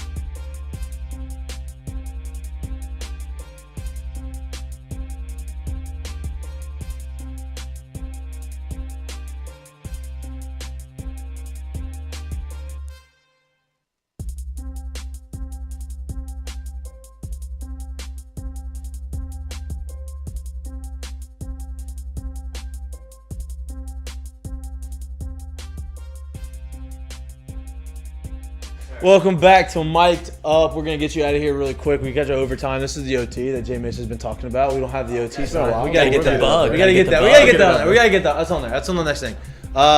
This is big time overtime. Big time overtime. What a Ticker would have been running for a while. Right? Oh, yeah. No, I mean, he came in at 12:25. I wasn't expecting to keep him that long, but Conversation was think flowing. I think he I think we enjoyed could have it. sat here for another 30 I minutes. think he enjoyed it. That Yeah. was awesome. He's awesome. Good work, I'm everybody. a Ravens fan. No, Yeah. just Have 'cause to of be. him. Have to be. I guess we're just gonna end this thing now. Yeah, wrap it I'm up. on What's a for high. lunch? What's for lunch? I'm on my diet. It's gonna be nice, and I think I'm gonna go. There's a place in Baton Rouge called. I'm gonna forget the name of it. It's a very healthy. It's a healthy place. It's a healthy. It's a healthy place. I'm It'll gonna be a go quiet get, place. You know what? There's gonna be like this is What's for Lunch brought to you by Doe's Eat Place. I love you, Doe's, and I appreciate you for being an awesome sponsor. But I am not. I'm not gonna do Doe's today. I'm not gonna do anything. I'm gonna go. When do you break the diet? I'm not breaking it. I'm told you. I'm This on is a forever? mission. No, I'm on a mission. I'm getting back to like where I want to be, and then it's gonna be a lifestyle. It's not gonna be my lifestyle. I'm going veggies and chicken today. So from somewhere, I don't know where it's gonna be, but that's what's for lunch for me. I know you're not. Where are you Happy. gonna I have a get meeting veg- at that's 2. Where are you gonna get veggies My and house. chicken from? Okay, well then there it That's is. what I've been doing. I got a 4-pack of chicken. I'm just gonna grill. I grill it every day. I need to find a side. You don't like veggies. I know, no vegetables. Sweet potatoes, I do. I do have our curtain call though. Here's my curtain call that we talked about. So you have your curtain call. Mine was Cade. Yours is Cade Beloso. My curtain call, and this is a future curtain call. The 2022 Masters champion Sam Burns is my curtain call. I'm saying right now. You're calling your shot? I'm calling my shot. That's my curtain call for Sam Burns. He's gonna win the Masters this year. Mine is. So whenever Excellent. he does, we're cutting this clip, and We can go back in we're time. going back in time. Mine is Shy Ross. Did you see this? The guy that plays Canadian League football, and he did the barbell backflip. Oh yeah. That's my curtain call because You have 2 curtain calls then. I know, but Cade was kind of featured on the show. I was proud of him for being able to get I'm up proud of there him, too. because I don't think people realize how hurt he is because they were talking about it on the broadcast. Also, I was watching this, so shout out the guy that puts it on YouTube because that is awesome. That's how I watch not the there games. anymore. No, he's back. How do you get back? I don't know, but he swims in the part of the internet I like to be in. Wow. And so I found him. But they said on the broadcast it was Ben McDonald and our guy Lynn Rollins, and they said they were talking about how he had talked to fire animal fever blister. That What is sounds that? awful, but he was talking about how Jay Johnson has realized this is not the Pac-12 and how every team in the SEC can compete, and then it stopped, and they cut the feed. And then it came back in the 3rd inning, and I was like, "What was that?" So I don't know if Ben spilled some Whoa. secrets out there that should not have been. I don't know if that was an off-the-record conversation. So was that a Cajun-omics that cut the? No, podcast, it or started. was that- It started. Yeah, I think it was. Or was that I think that was Big Dog feed. I got a different curtain call. It's a pretty good one. Here we go. You heard it already. I don't even know if Lloyd's heard it. My curtain call will be the second baseman for Lamar University. Shout out Will Davis. Oh yeah. Hey, it's probably Wait, the most can- candid. If we can get this, I'm on gonna there, I'm sending him this. It's probably the most candid, mic'd up situation I've ever heard. Kid hits That a is homer, great. and he's shocked that it happened, and he's talking to himself as it's in flight. It's the greatest way. That's great. That's awesome. My curtain call is him. I don't even know his name, but it's I impressive. sent it to you on your Twitter. Oh, perfect. It is awesome, and we can play it. It's great. Absolutely. From Lamar's Twitter. Yeah, shout out to Will Davis. The boys. Was this a walk off? No, it was a tying homer. I don't know. It was just a homer. It wasn't. Yeah, it was a homer. But the fact that he's mic'd up, the fact that it happens, you can obviously tell he doesn't hit a lot of homers. It's great. I like it. I got to send it to my own email.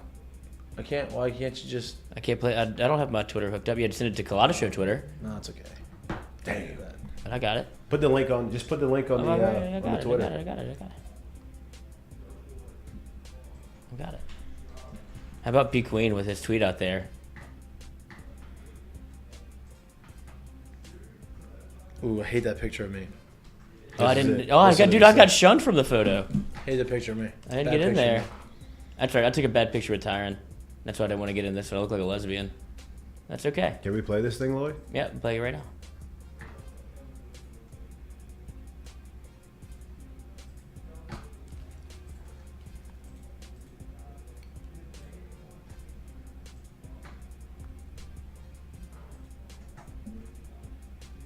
Here we go. This is a great way to end the show. I know, that's great. perfect. I gotta put my earphones on too because this is that great.